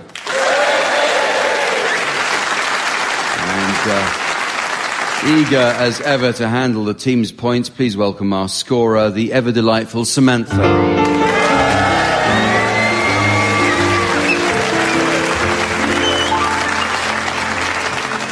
Okay, well, we start off with a round about books. And they say that no matter what the subject of a book is, you'll always learn something about its author. So if you read anything by Katie Price, you'll learn he's a 57-year-old sub-editor called George. Did the sound just drop then on that? Yeah. Oh, yeah. Good. I know, I like to find out, otherwise Barry thinks he's having a stroke. I wish. He'd never reached from there. A lot of thought goes into the titles of books, so teams, let's mess some up. I'd like you, please, to suggest books which would have been very different if just one letter had gone missing from the title. Barry, you can start. Bride Shed Revisited. Tim? The Da Vinci Cod. Ross? Lice in Wonderland. Graham? The Holy Bile. Harry Otter and the Goblet of Fur. Oliver Twit. A Brief History of Tim.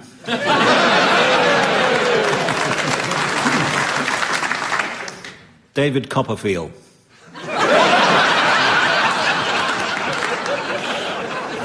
The Lion, the Itch and the Wardrobe. The Big Seep. Widows for Dummies. One with the Wind. Oh, Hello by William Shakespeare. Shakespeare's As You Lick It. Charlotte's Wee. Oddie and Big Ears.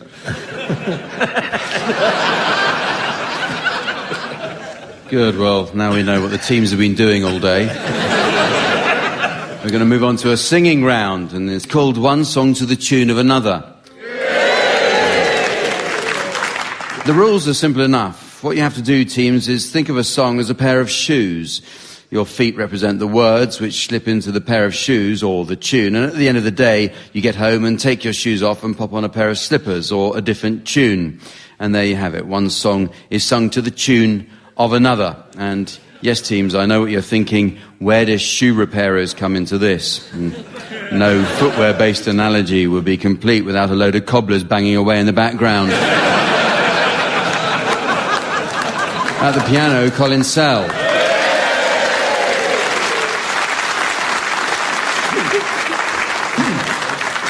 Listeners will be interested to hear that Colin recently picked up a Grammy, but she started to scream, so he had to put her down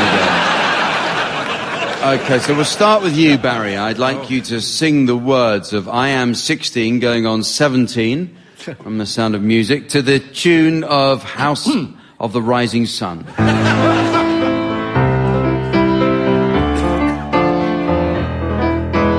I am 16 going on 17. I know that I'm naive. Fellas I meet may tell me I'm sweet, and willingly I believe.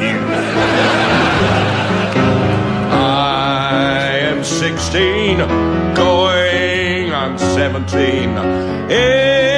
Innocent as a rose, bachelor dandies, drinkers of brandies. What do I know of those?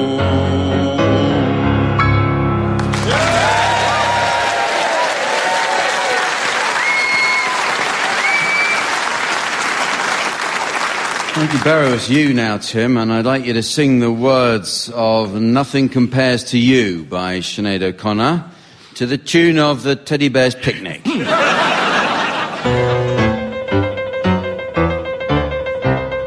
It's been 7 hours and 15 days since you took your love away. I go out every night and sleep all day since you took your love away. Since you've been gone I can do whatever I want and I can see whomever I choose. I can't eat my dinner in a fancy restaurant, but nothing I said, nothing can take away these blues, 'cause nothing compares to you. It's been so lonely without you here, like a bird with a song, and nothing can stop these lonely tears from falling. Tell me, baby, where did I go wrong? I could put my arms around every boy I see, but they'd only remind me of you.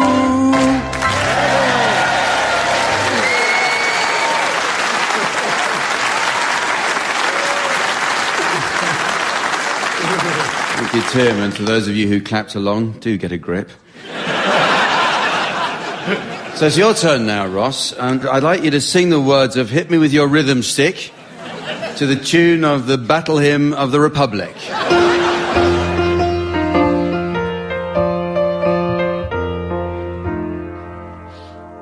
In the deserts of Sudan and the gardens of Japan, from Milan to Yucatan, every woman, every man, hit me with your rhythm stick. Hit me, hit me, hit me, ich bin lieber dick. Hit me, hit me, hit me, hit me with your rhythm stick. Hit me slowly, hit me quick, hit me, hit me, hit me, hit me.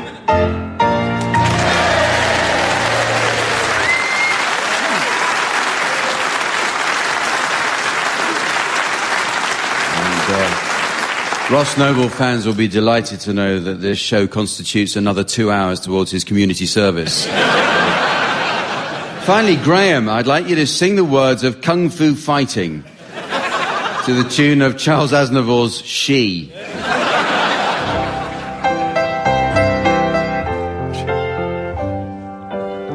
Everybody was kung fu fighting. Those cats were fast as lightning. In fact, it was a little bit frightening, but they fought with expert timing. They were funky Chinamen from funky Chinatown. They were chopping them up, they were chopping them down. In the ancient Chinese art, everybody knew their part. From a fainting to a slip and kicking from the hip, everybody was kung fu fighting. Those cats were fast as lightning. In fact, it was a little bit frightening, but they fought with expert timing. There was funky Billie Jean.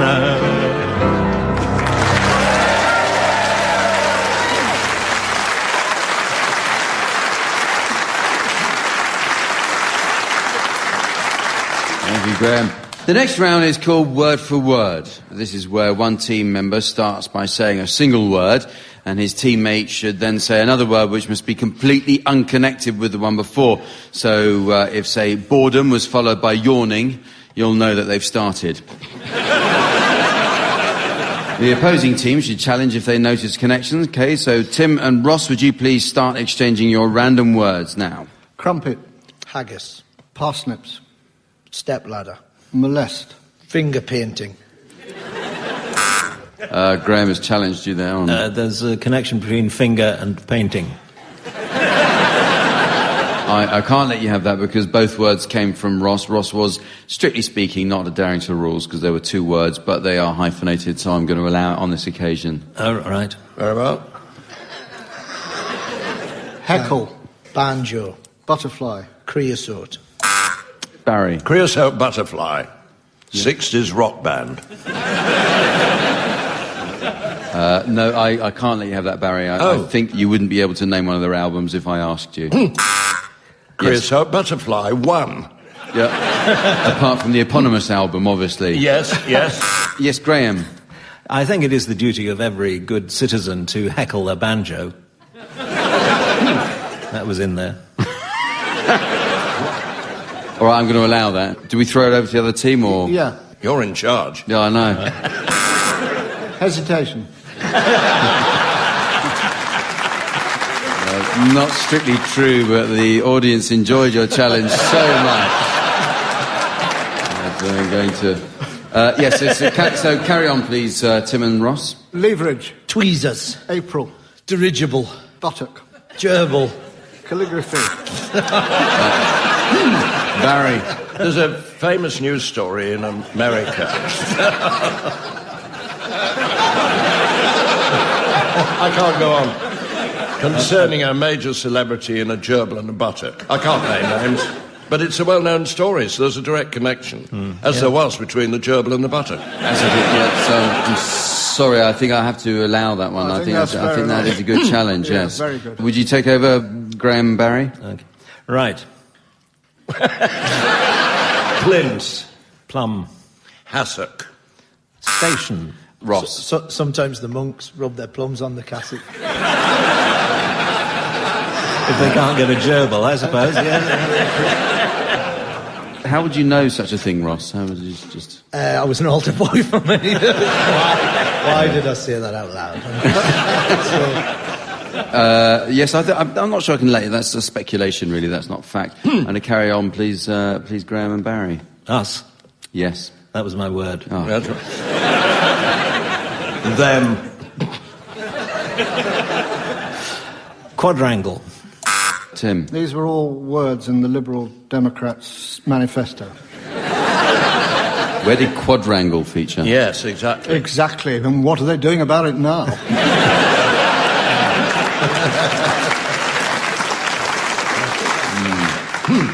I'm not sure I can allow that. I don't remember, and I studied it very carefully, the manifesto, and quadrangle I don't remember. But it's Barry and Graham still. Again?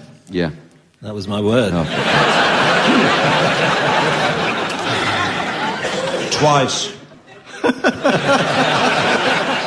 Careful. Now. Cigar. But. Minute.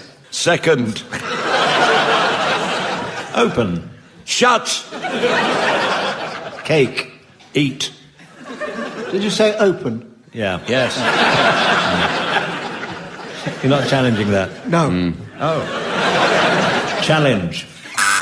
Yes, Ross. Cake. Sometimes it's a challenge to eat quite a stale cake. I'm just relieved to hear someone else's voice, frankly. So, yes, Ross and Tim, back to you.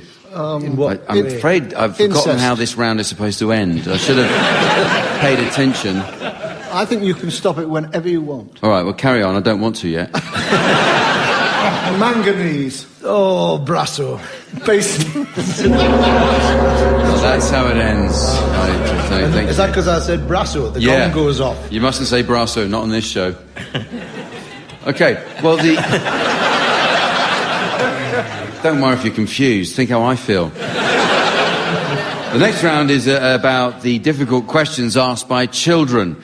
And one of the most frequent we hear on this show is, isn't there something else on? Another frequent question these days is, Daddy, can you let me have 45 grand so I can go to college?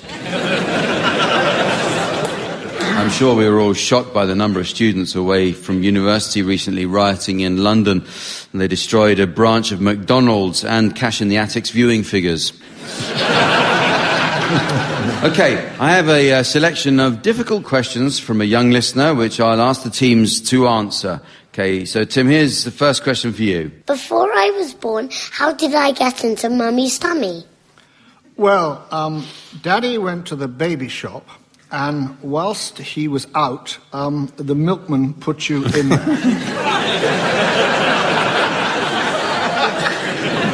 There's one for you, Graham. What is the rudest word in the world? You must ask Jeremy Hunt, the Culture Secretary.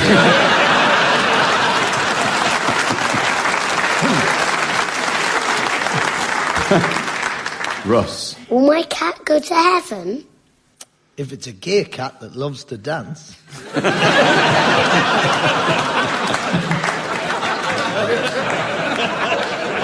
Barry.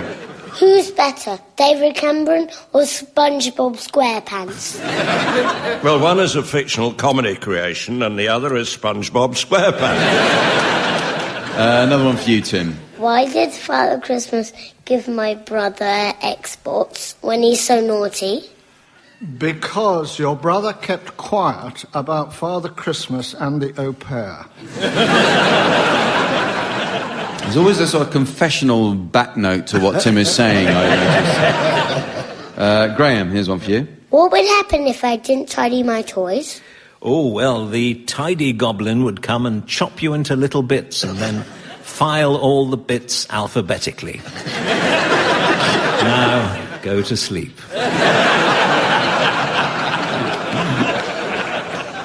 And Ross.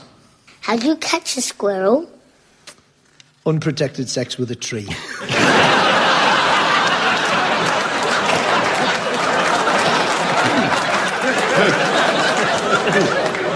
In fact, I believe the child has an answer to that question. Climb up a tree and act like a nut. Okay, here's some for any of you to have a go at. What does FIFA stand for? The Russian national anthem.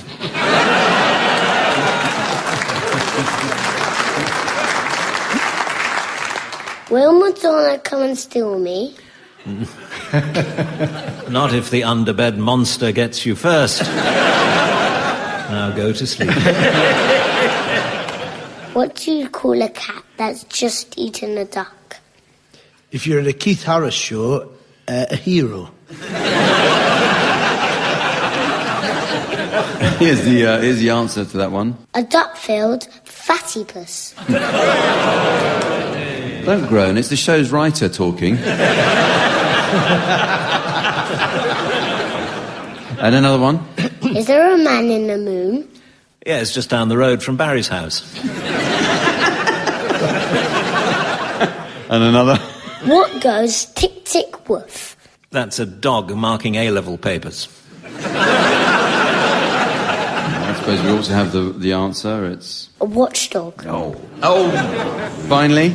What's black and white and black and white and black and white? A penguin dressed as a nun riding a zebra.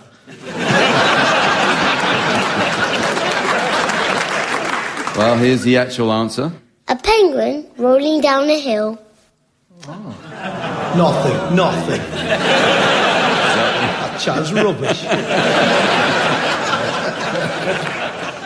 Well, it's music time again with Just a Minim. This is the team's musical version of Just a Minute, the wireless favourite hosted by the veteran broadcaster Nicholas Parsons, who recently published his autobiography.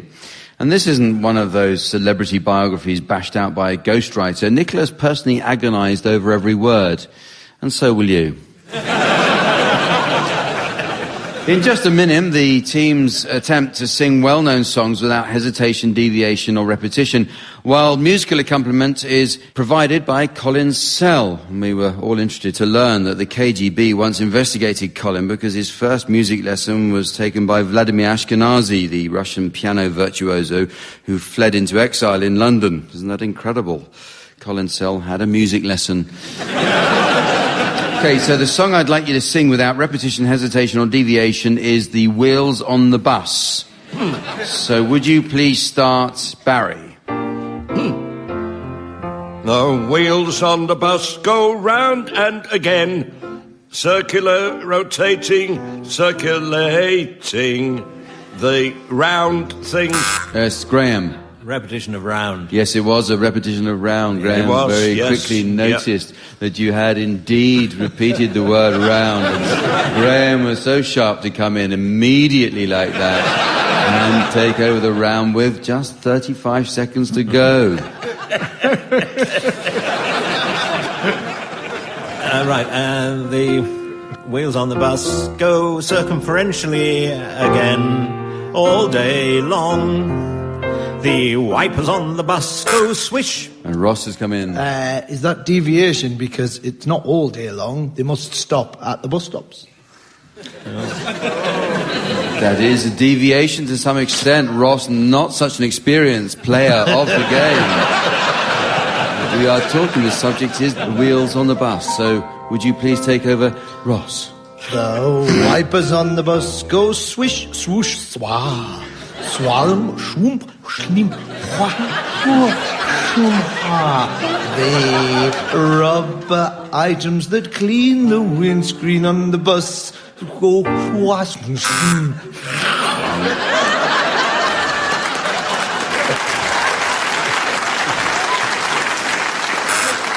Well, the audience were enjoying your performance very much there, Ross.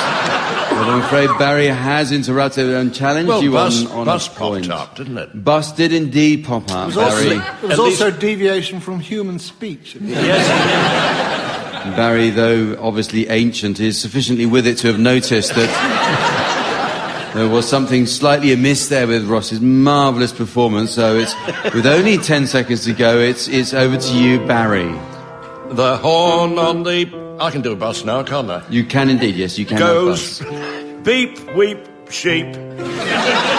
Boop, bap, bop, bip, bop, and bop. I don't think we can have filthy language, Barry. Tim has come in to play on this round. We haven't heard from you yet, have we, Tim?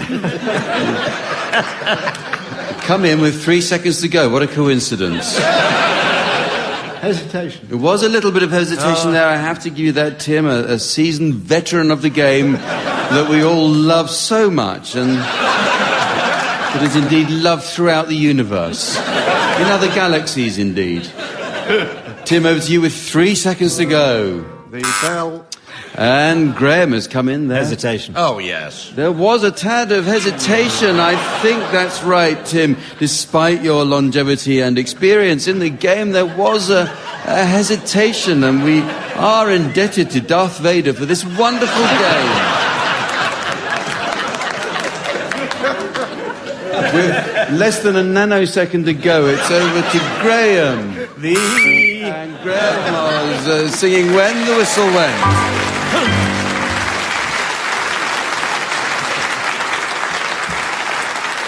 Graham, a skillful player of the game, has come in and won that one again. I am actually now dissolving. It's very nearly the end of the show, but first I'd just like to thank the teams for struggling here despite appalling weather conditions. Ever the professionals, they've only cancelled one recording in 38 years, and that was due to foot and mouth. but they were soon up and out of bed again. Okay, the final round is inspired by the X Factor, but takes account of the raunchy image it developed in the show's final. So teams in the triple X Factor, I'd like you to come up with song titles likely to suit the show's new post-watershed image. Ross, you can start. Can't take my thighs off of you. Barry. Humping Jack Flash. Tim. Like a virgin, anyone? Graham. The Teddy's Bear Picnic. Papa's got a brand new shag. The Oral Dance. Little brown jugs. Mr. Bow dangles. Tools out for the summer. Touch me up before you go. It's my panties and I'll cry if I want to. How much is that dogging in the window? Good, well. Can we have the spunky given? Sorry, I'm sorry. I'm very sorry. I couldn't... In your dreams.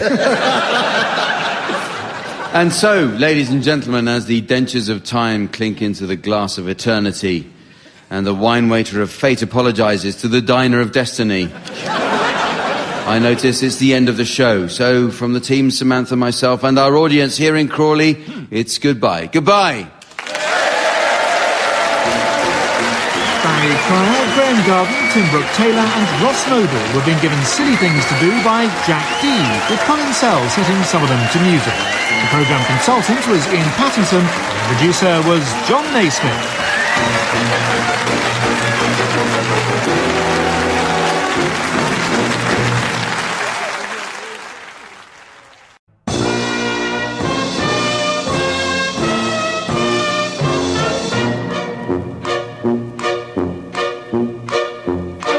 We present I'm Sorry I Haven't a Clue, the antidote to panel games.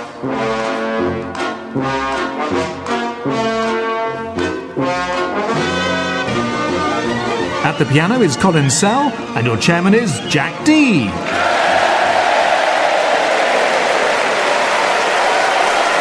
Hello, and welcome to I'm Sorry I Haven't a Clue. You join us for a second visit to the De Montfort Hall in the city of Leicester.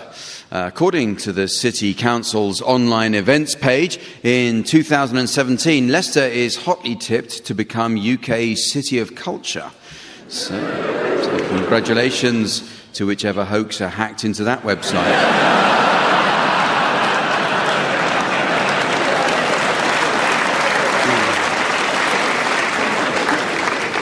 Leicestershire is world famous for its pork pies. A recent EU... We've got one in, have we? A recent EU ruling on food origins means that only pies made in the correct way within a designated zone are allowed to carry the Melton Mowbray name. Genuine Melton pies can contain only uncured pink pork surrounded by pale grey pastry with the gaps filled with brown jellified fat drained from reduced offal. The precise recipe is kept secret under the Public Health Act of 1947.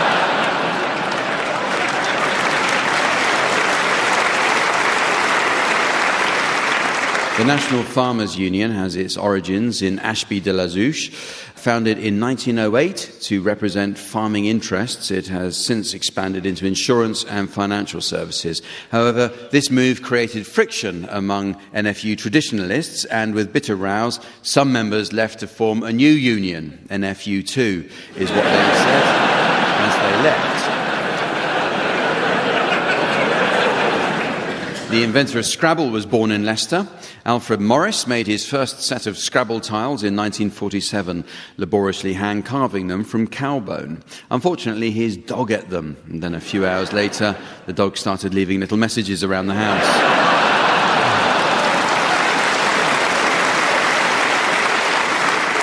Probably Leicester's most famous sons are the retro rock band Shawaddy Waddy in their trademark teddy boy outfits. The band first found fame in 1973 on New Faces. Then known as a TV talent show, New Faces is now the title of Anne Robinson's favourite shopping catalogue. The former sports pundit David Icke was born in Leicester. In January 1991, while commentating on a Leicester City second-round FA Cup match, Icke suddenly announced that he was the son of God, that he'd been born on the planet Venus and the world was about to be overrun by giant purple lizards, and that Los Angeles was going to float away. Obviously, no one could really believe that Leicester City had got through to the second round of the FA Cup. Let's meet the teams. They are, on my left, Barry Cryer and Graham Garden. And on my right, Tim Brooke-Taylor and Rob Brydon. And eager as ever to enjoy some hot scoring action on the desk next to me, please welcome the delightful Samantha.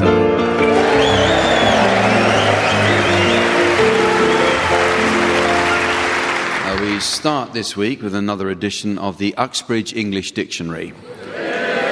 A good dictionary is essential for learning the subtle differences in meaning between similar words.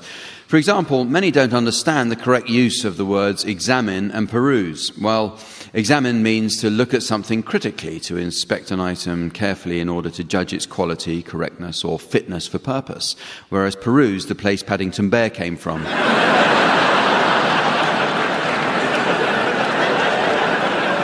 But the meanings of words are constantly shifting, so teams, your suggestions, please, of any new definitions you may have spotted recently. Graham, can you start, please? Crudity, a sea shanty.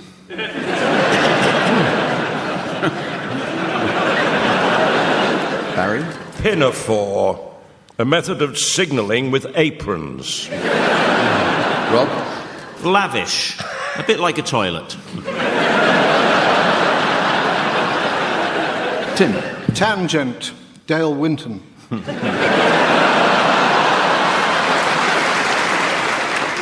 Twist, Yorkshire card game. Twist. Beware, clothing for bees. Feckless, married.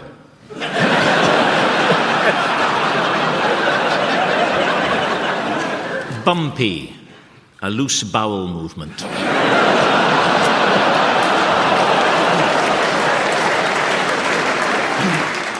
Trump, favourite Yorkshire steak.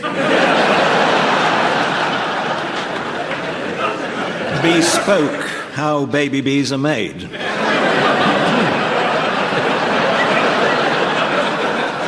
Faux pas, he's not your dad.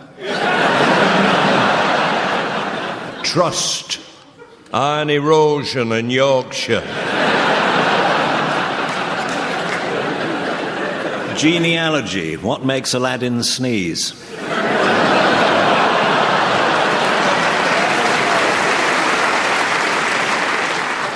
Terrain, Yorkshire bad weather. Cenotaph, a Welsh laxative.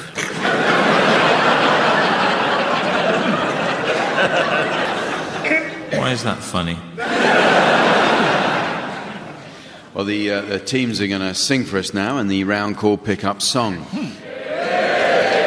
Samantha is back at the turntable and ready to give the discs a spin. You should sing along, teams, and keep going when Samantha turns the volume down. If, when the music returns, you're within a gnat's crotchet of the original, I'll be awarding points, and points mean moronic bellowing on the radio. What do points mean?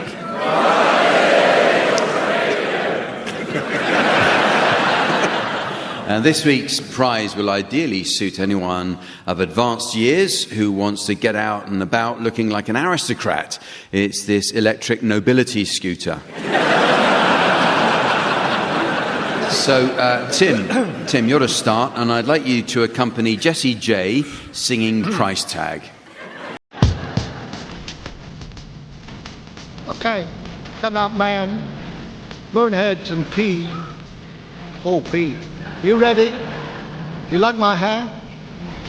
You only got a price. I wonder how they sleep at night.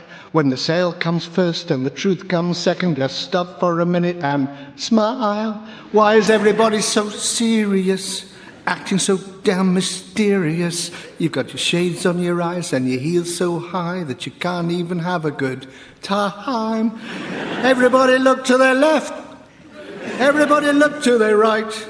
Can you feel that? Yeah, we'll pay them with love tonight. It's not about the money, money, money. We don't need your money, money, money.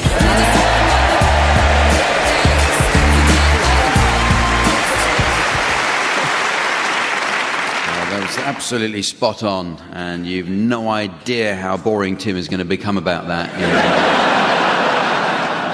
Okay, so you're next, Barry. I'd like you to accompany Tom Jones singing Mama Told Me Not to Come. With Rob here.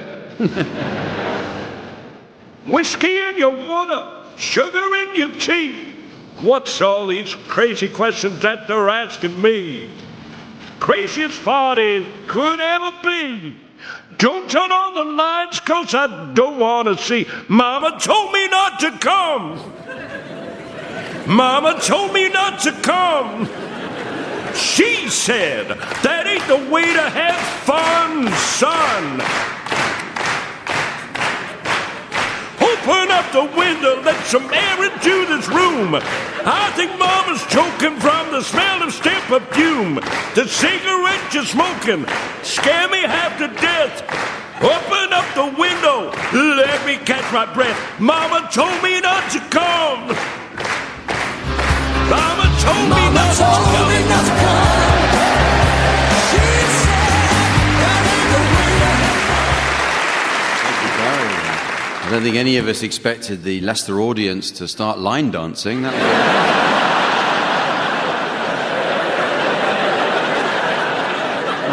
you know how to have a good time, don't you? So now you, Graham, would you accompany Smokey singing Living Next Door to Alice?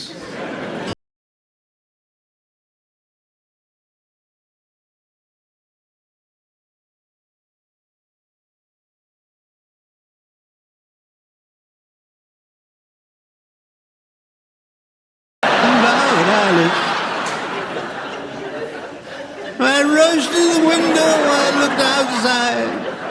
I could hardly believe my eyes. The big limousine rolled up into Alice's drive. Oh, I don't know why she's leaving or where she's gonna go. I guess she's got her reasons, but I just don't wanna know. 'Cause for 24 years I've been living next door to Alice. For 24 years just waiting for a chance to tell her how I feel and maybe get this second glance. And now I gotta get used to not living next door to Alice.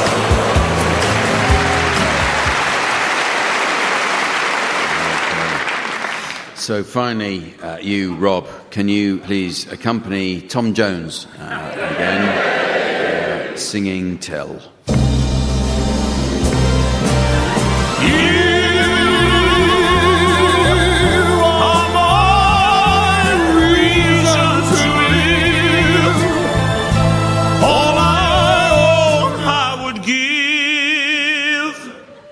Just to have you adore me till the moon deserts the sky, till all the seas run dry. Till then I'll worship you till the tropic sun grows cold, till this young world grows old. My darling, I'll adore you. You are my reason to live.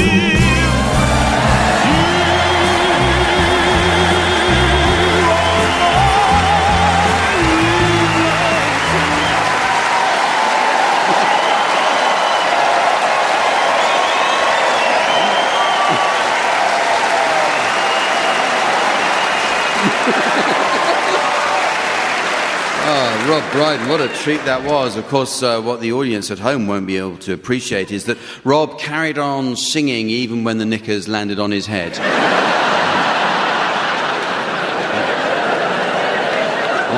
I might add, that was really quite unprofessional of you, Tim. I have to say that from my point of view, it's actually not that bad, and they're actually quite comfortable, so thank you. Well, as long as Barry didn't throw his, that's the main thing. Well, teams are going to demonstrate their acting skills now in the game called Sound Charades. This was developed from the old TV show Give Us a Clue. We say developed because plagiarised is such an ugly word. In the original version, mimes were conducted in silence. The performances were excellent and the audience roared with laughter. The team's version differs in one respect. Entirely. The original undisputed mime master was, of course, Lionel Blair. It was his performances on Give Us a Clue which put him where he is today, in London's West End, where he can be seen staring at the London Palladium.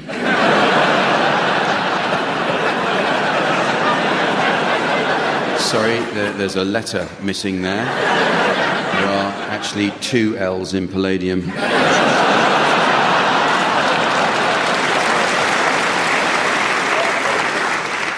Barry and Graham, I'd like you to start, please, and your title will shortly be displayed to the audience via the laser display screen. And for listeners at home, here's the mystery voice. A touch of frost. A touch of frost. TV. TV. 4 words. 4 words, goes like this. Yep. Hello, good evening, and welcome. And a big welcome, please, for my first wonderful guest. Take your hand off my bum.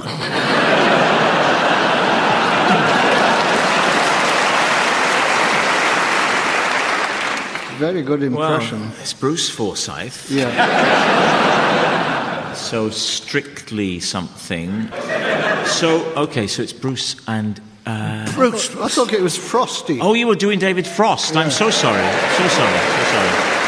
Cool. And you were touching, Gray, a touch of frost. Here's a further title going up on the laser display board for you, Tim and Rob. And once again, the mystery voice for listeners at home. The turn of the screw. The turn of the screw. Okay, it's 5 words. 5. 5. It's a book, it's a film, it's an opera, whatever you like it is. And it goes like this. All right, back in your cell, you horrible little man. Yes. That was impressive. I wasn't expecting that, Tim. Sorry. Come on, quickly, lad. Like having Daniel Day-Lewis on the show. Officer. Will you be wanting to resume our game of Scrabble? Indeed I will, you nasty piece of work. Whose go was it? It's yours.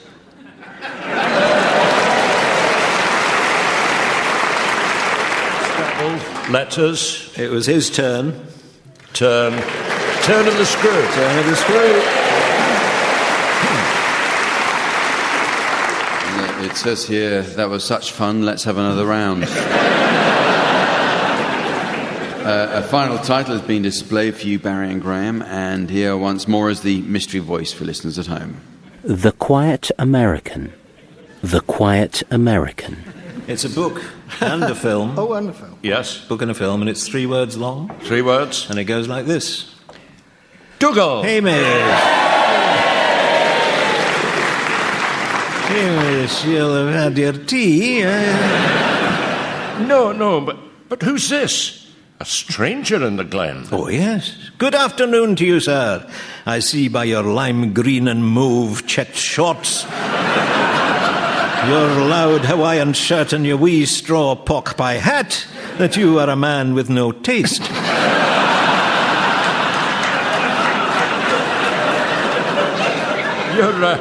Your rucksack and camera tell me you are a tourist, am I right? What did he say? I didn't catch it. No. I see from the label on your rucksack that you hail from the fine city of Omaha, Nebraska. Oh, if so, then you must know the McGillicuddies of Englewood Boulevard. They run a wee jellied eel and haberdashery shop. No. He's not saying. No. Is this your first visit to bonny Scotland? I live here. Not you, you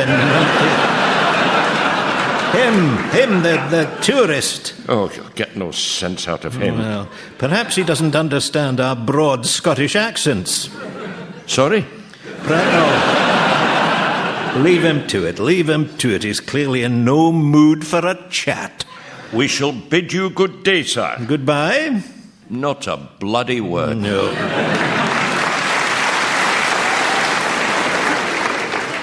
Part American? Well, the next game is called name dropping. In this business, it's all too easy to go dropping the names of famous people all the time. But not with these guys. In nearly 50 years, no one's ever heard Tim Brooke Taylor mention anyone famous he's worked with. In this game, the teams will conduct a conversation into which they'll try to drop famous names cunningly concealed in their otherwise mundane discussion. Barry and Graham, you should challenge with the aid of your buzzer should you detect any famous names. And start your conversation now then, please. Tim and Rob. Did you make an appearance at Glastonbury this year? Do you know, I haven't been since 2005 when it rained the whole weekend. Ooh. Awful, muddy waters everywhere. The port... Barry. Muddy waters? Yes, you can hear, can't you? That's good. It's about 20 to 10. Are you taking this a bit seriously, Yes, Barry? yes. I was just breaking myself in. Like being on a saga holiday, isn't it?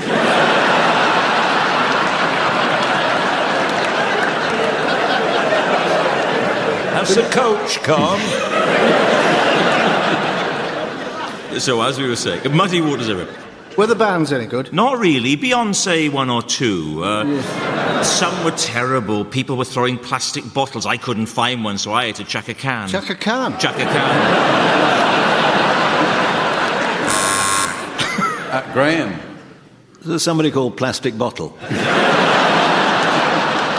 There will be. No, it isn't. No, So, have you been doing anything interesting lately? Well, I did get a new computer the other day. Good one? Adele. Oh. And I was away in a hotel last weekend. Nice one? The Paris Hilton. Oh, filthy then. Hopefully, yes. Barry. Muddy waters.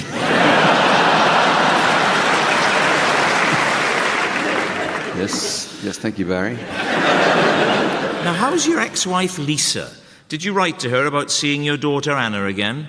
I did indeed. I wrote to Lisa, Rihanna. Any chance I might see her again? And what about your son, Lloyd? We agreed to share Lloyd.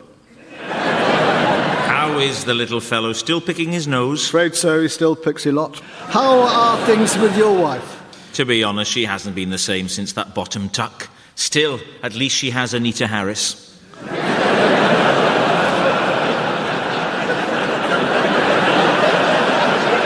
I went to my doctor the other day and asked if he could help us, Roger Moore. He suggested I take her outside and make her walk into the wind every evening. Yes, that's the key. Air hair nightly. It's there if you look for it. Well, fingers crossed it works. So, have you been doing anything else? No, most of the time I just sit at home with the curtains drawn, watching DVDs of the goodies. Bloody hell, you sad bastard.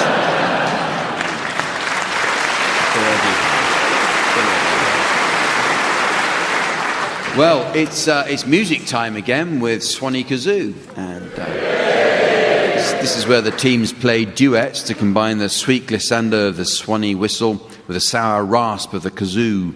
Musical accompaniment will be provided by Colin Sell. Listeners will be impressed to hear that Colin has recently started working with Gareth Gates, and Colin would like us to know what fine installers of garden fixtures they are.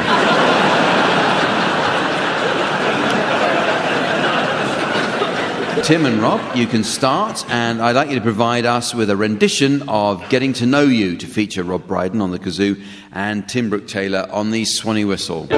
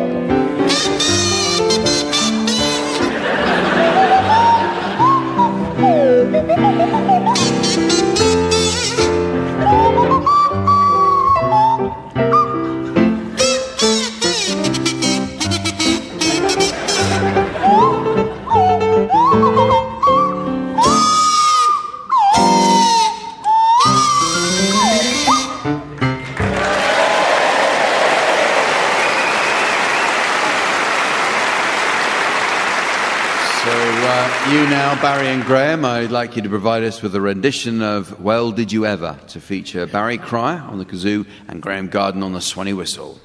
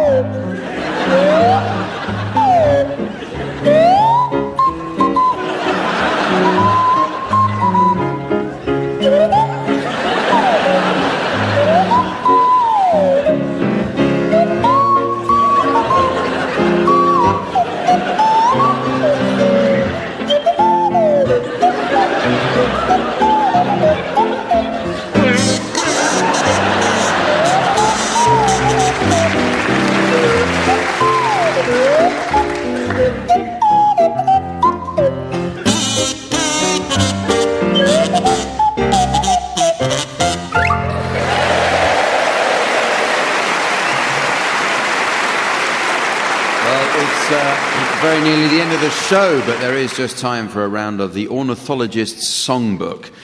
Samantha has to nip out now as she's off to see a couple of gentlemen friends who've been showing her how to train parrots. It's a psychological exercise in which you have to understand the bird's mental processes in a battle of wills. Samantha says she's already mastered a parakeet, and tonight she's hoping to get her head round a cockatoo.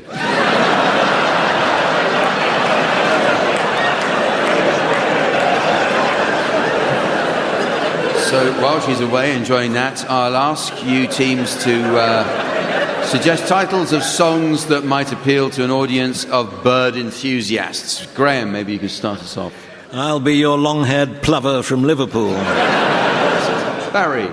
If I said you had a beautiful budgie, would you hold it against me? Moi, je ne regrette rien. Rob? Rock around the cock.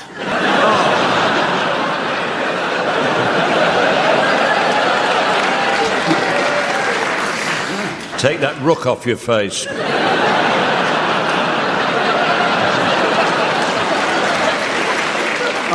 I kissed a gull and I liked it.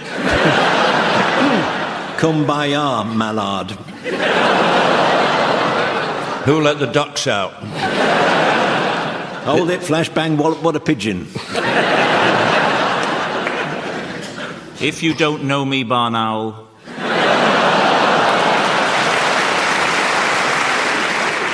And so, ladies and gentlemen, I notice it's the end of the show, and with that we have some bad news and some good news. This was the last show in the series, and the bad news is that we'll be back in November. So from the team, Samantha, myself, and our audience here in Leicester, it's goodbye. Goodbye. Barry Cryer, Graham Garden, Tim Brooke Taylor and Rob Brydon were being given silly things to do by Jack Dee, with Colin Sell setting some of them to music. The programme consultant was Ian Pattinson, and the producer was John Naismith.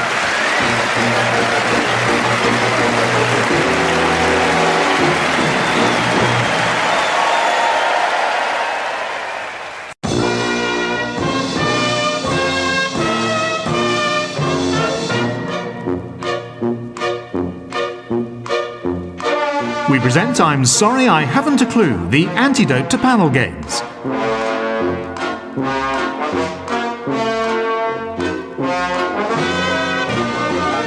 At the piano is Colin Sell, and your chairman is Jack Dee. Hello and welcome to I'm Sorry I Haven't a Clue. You join us this week from Bath. In 1942, Bath was targeted by Nazi bombers, hoping to dent Britain's resolve. The German attacks were known as the Baedeker raids, as the targets were inspired by the popular German travel guide, which highlighted only the most historic and cultural areas in England. Residents of Weston-super-Mare said they never felt so safe. The nation's favourite children's modelling clay, plasticine, was invented in Bath in 1899 by sculptor William Harbut. At Harbut's funeral in 1921, as a mark of respect, his remains were shoved up a toddler's nose.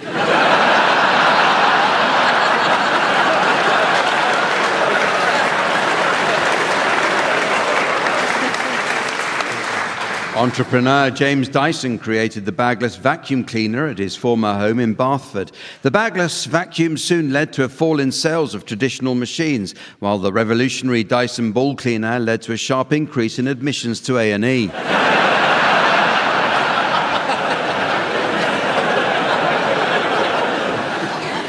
Let's meet the teams. They are,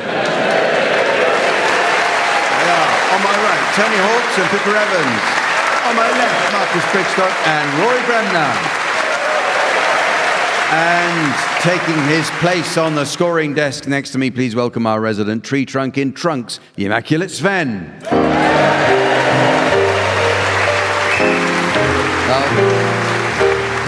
We start this week with some new additions to the Uxbridge English Dictionary.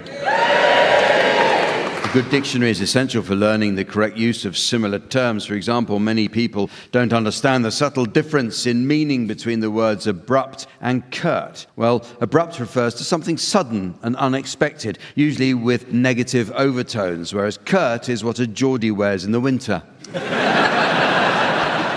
But the meanings of words are constantly changing, team. So your suggestions, please, of any new definitions you may have spotted recently. Rory, you can start. Percussion. How Scottish upholsterers get paid. Tony. PPE. Accident during exercise class. Pippa. Trainee. A bit like a train. Marcus. Stylus. Homeless pig.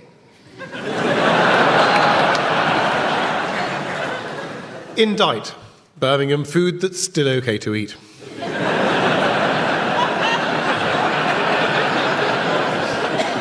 Aspiration. Breathing through your bum.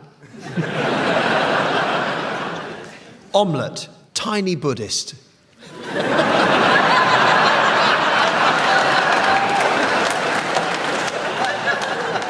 Papist. Make a purchase while drunk. Tidings. Church bells in Bangkok.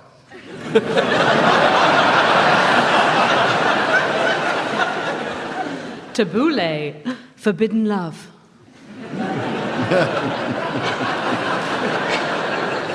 Untenable. Really, really bad incontinence.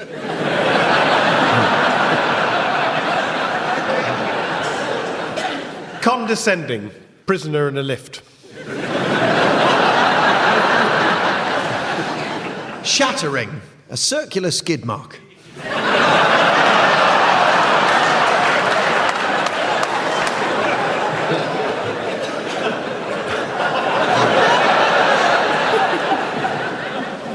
Okay, the teams are going to sing along to some well-known songs in the round called Pick Up Song. In this round, Sven will spin the discs and each of you teams will sing along to your records until Sven turns the music down. If on its return you're within a gnat's crotchet of the original, I'll be awarding points. And points mean a stomach-churning parade of rampant, unchecked capitalism. What do points mean? Yes. And this week's prize is an original artwork by Bristol's latest graffiti artist whose personal struggle with weight gain is reflected in his work. Spanksy. So we'll have a duet, I think. Would you, Pippa and Marcus, I'd like you to accompany Sarah Brightman and Michael Crawford as Christine and the Phantom singing The Phantom of the Opera.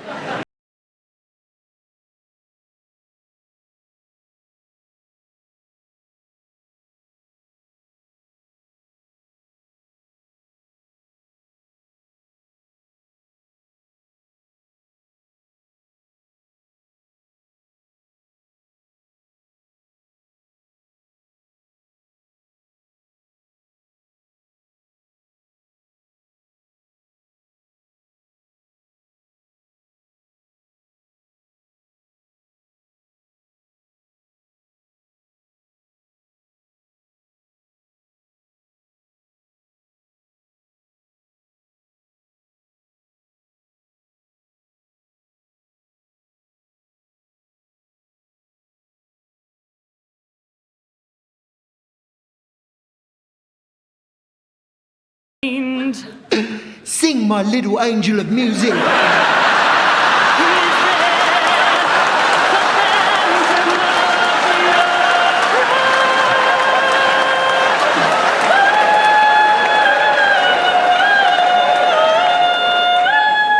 That's it. Sing for me and for Jessica.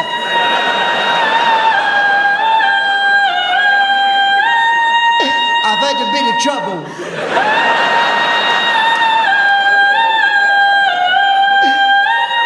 There she goes, the angel of music. Look at her singing. Sing, my angel of music.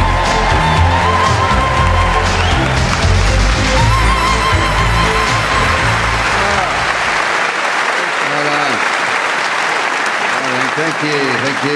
Pippa and Marcus brought the house down and most of the stray dogs of Bath to the theatre. Well, teams are going to do a spot of acting for us now in the round called Sound Charades. Yes, this game is all about miming, the theatrical technique of suggesting action, character or emotions without words. I recently took part in a week-long workshop at the International School of Mime in Paris. My wife described it as a waste of time and money. I couldn't possibly comment. So in our version of the game entitled Sound Charades, team members are permitted the use of their voices. So Marcus and Rory, you're to start, please, and your title will shortly be displayed to the audience via the laser display screen. And here is the mystery voice for listeners at home. Puttin' on the Ritz. Puttin' on the Ritz. So off you go, please, Marcus and Rory. Now, this is 4 words, and it's a song. Here we go. Good heavens, do you see what I see up there? What? Up there, standing on the very topmost roof of that well-known hotel in London's Piccadilly. Oh, yes, look at that. What is it? Is it Dobby the house elf? No, I think it's that monstrous bastard from Moscow. Oh, so it is. Could it be Putin on the Ritz? Yes. Putin on the Ritz. Okay, thank you. So a title for Pippa and Tony, now on the laser display board. And here, once again, is the mystery voice for listeners at home. Frozen 2. Frozen 2. Well, this is a film. It's a film. Film. How many words, Pip? 2 words. 2 words. And it goes like this. I'm bloody cold. So am I.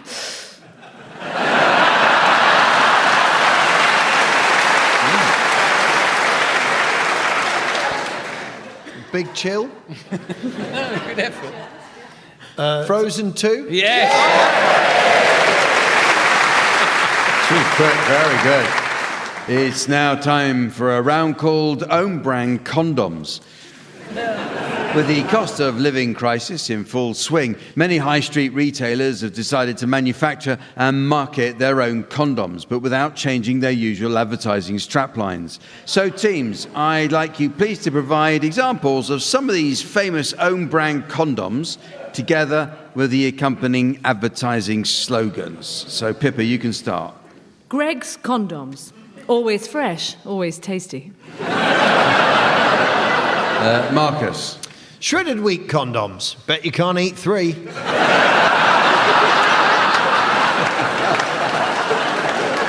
Rory. Pringles condoms. Once you pop, you can't stop. Tony. Radio Times condoms. If it's on, it's in.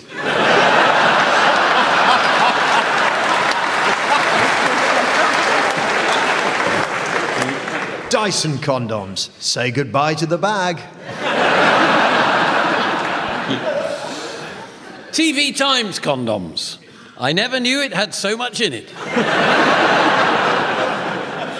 Alpro soy condoms. This is not milk.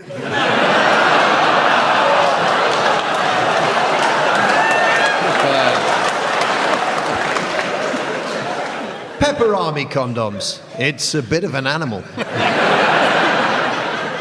Burger King condoms. It takes 2 hands to hold a Whopper.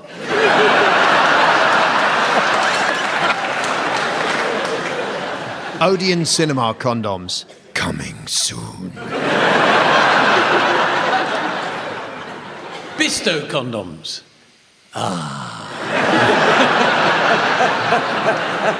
Lottery condoms. You got to be in it to win it. Del Monte condoms. The man from Del Monte says, yes, yes, yes, yes! Aerial condoms. There's another load off your mind.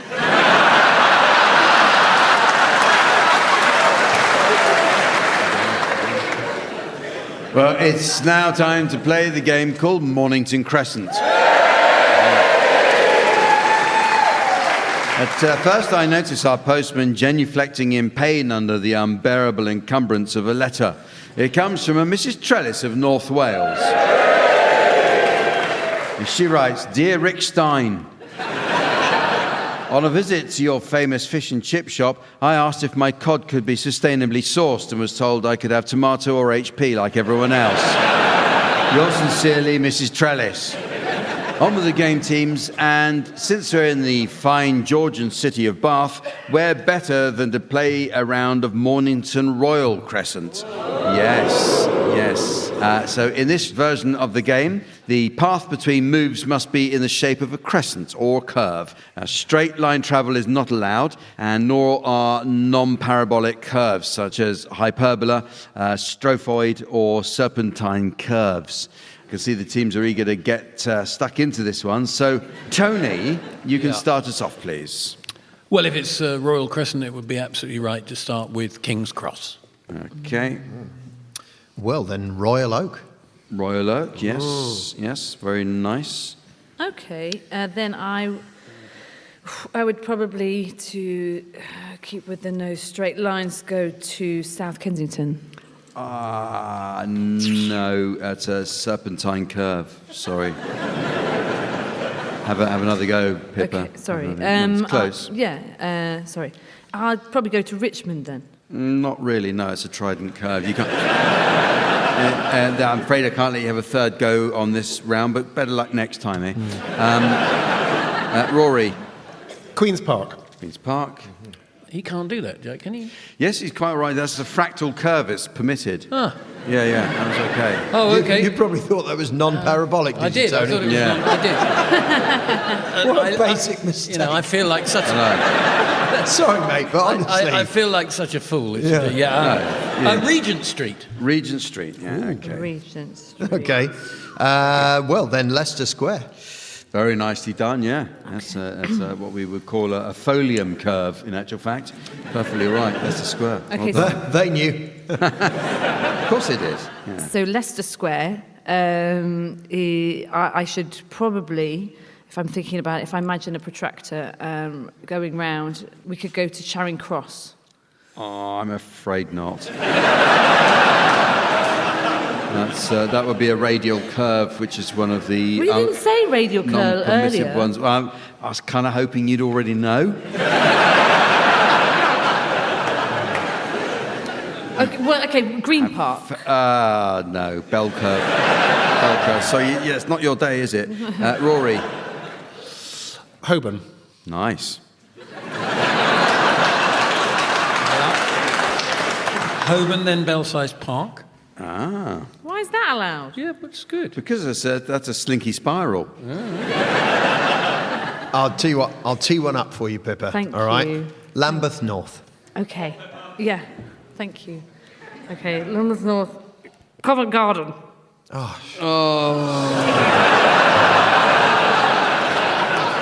You can't have the cruciform curve. Not following Hyde Park. Come on, Pippa. Is this workplace bullying, Jack? It's not. It's just sticking to the rules. Okay, okay, we're going to go to Canada Water. Canada Water, classical modular curve. Yeah. Not allowed.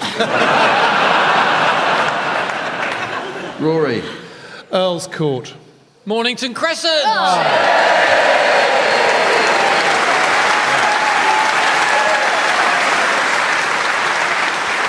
Of course, Tony should have said Mornington Royal Crescent, which means he doesn't win and it goes to Pippa instead. Well deserved, Pippa. Well deserved. Thank you. Thanks. Okay, well, this round is all about reviews. Shoppers today increasingly rely on reviews from consumer magazines before buying anything or going anywhere. And that presumably explains Nicola Sturgeon's recent subscription to Which Prison magazine?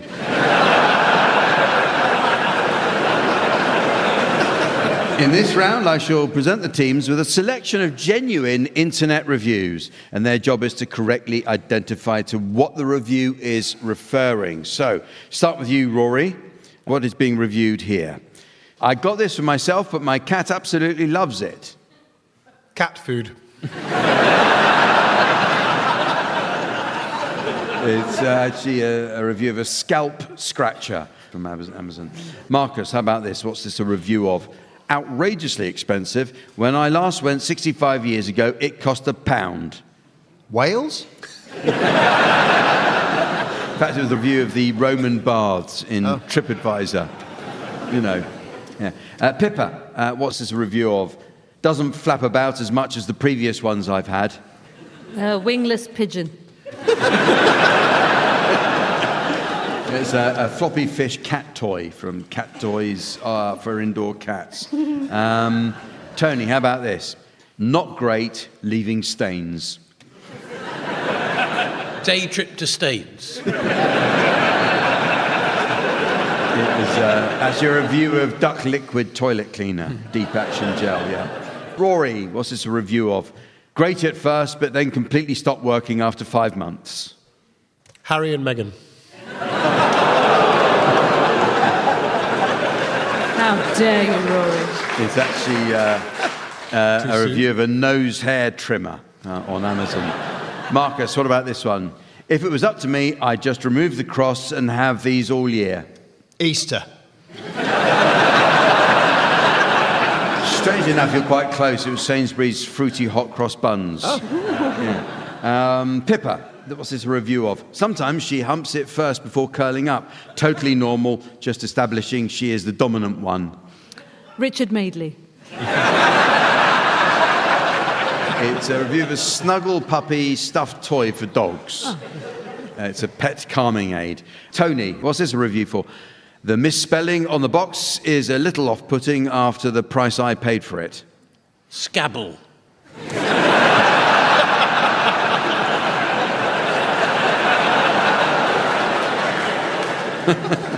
It's actually a review of a telescope. And finally, Rory, what's this a review of? Brilliant. My wife and I had the whole lot stripped in minutes. The Parachute Regiment. It's actually wallpaper stripper. Well, the next game is a musical one entitled Song Stoppers. And in this round, panellists from each team will take it in turn to sing the opening line to a series of well-known songs. It's the job of their teammate to answer each opening line in a manner likely to end the song altogether. At the piano, we have Colin Sell. Colin tells us he's just finished touring with the Four Tops. Yes, and yet only 2 pairs of pants.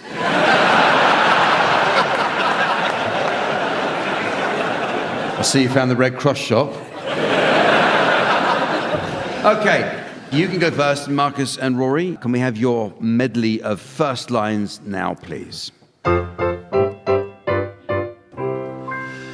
Twinkle, twinkle, little star, how I wonder what you are. Well, interestingly, what you call a star is as likely to be a partially collapsed sun in a completely different galaxy, a really long way away. Oh, you've gone to sleep.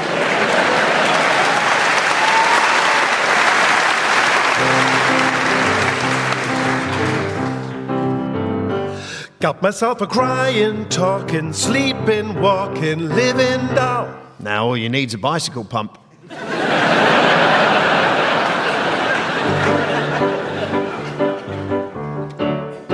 I'm getting married in the morning. Of course you are, Mr. Murdoch.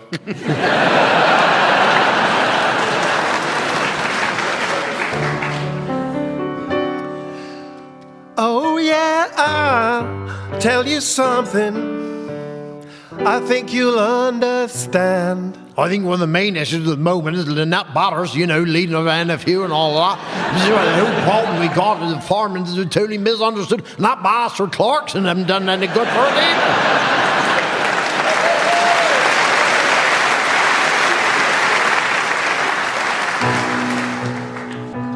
Hello, hello, hello. Is there anybody in there? Yeah, I'll give it 5 minutes if I were you.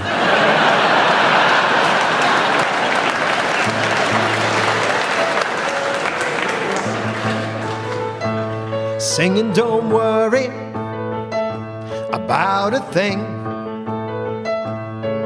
'cause every little thing is gonna be all right. That was a party political broadcast on behalf of the Conservative Party.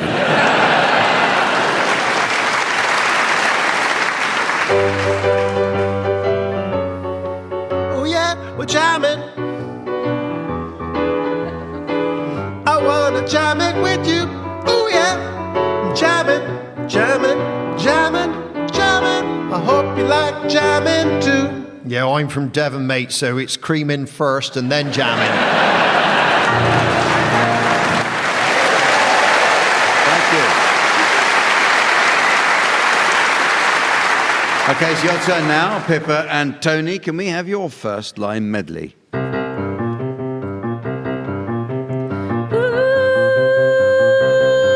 It's so good, it's so good, it's so good, it's so good, it's so good. Repetition.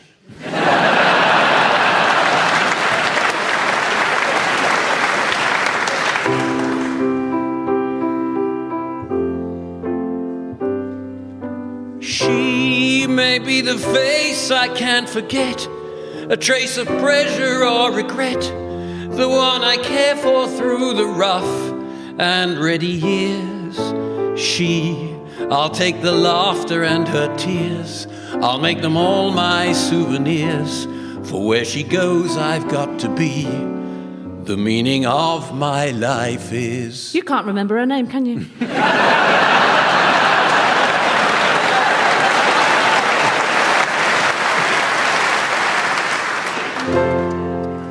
I guess that now it's time for me to give up. But Mr. Biden, you're only 104. We don't need no education. Hello, children. This morning we'll be doing double negatives.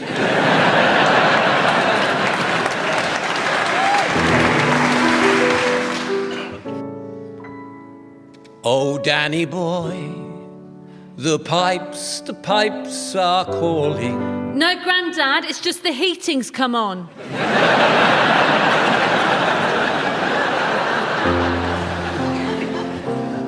I see trees of green, red roses too. Yes, well, if you just back the car off the roundabout now.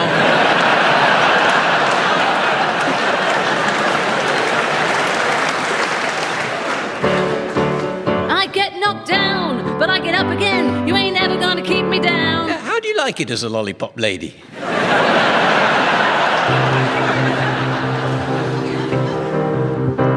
When I look back upon my life, it's always with a sense of shame. Oh, I think 49 days as Prime Minister was very good, Liz.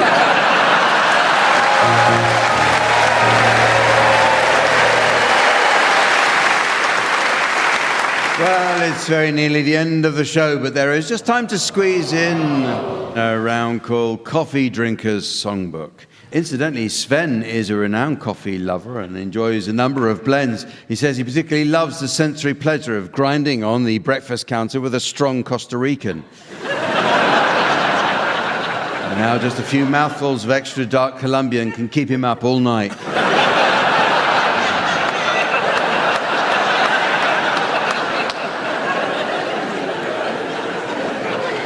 Anyway, teams, in this round, I'd like you, please, to suggest the titles of songs likely to appeal to coffee lovers. So, Tony, you can start. They tried to make me go for decaf, and I said no, no, no. Pippa. We don't need a Cafe Nero. Rory. I'm sipping on the mocha of the bay. Marcus. Heathcliff, it's me, I'm caffeine, I've come home and now. Arabica Rigby. You can go your own way. Don't worry, be frappe. Don't you wish your coffee was hot like me? Hello, darkness, my gold blend. DeLonghi and Winding Road.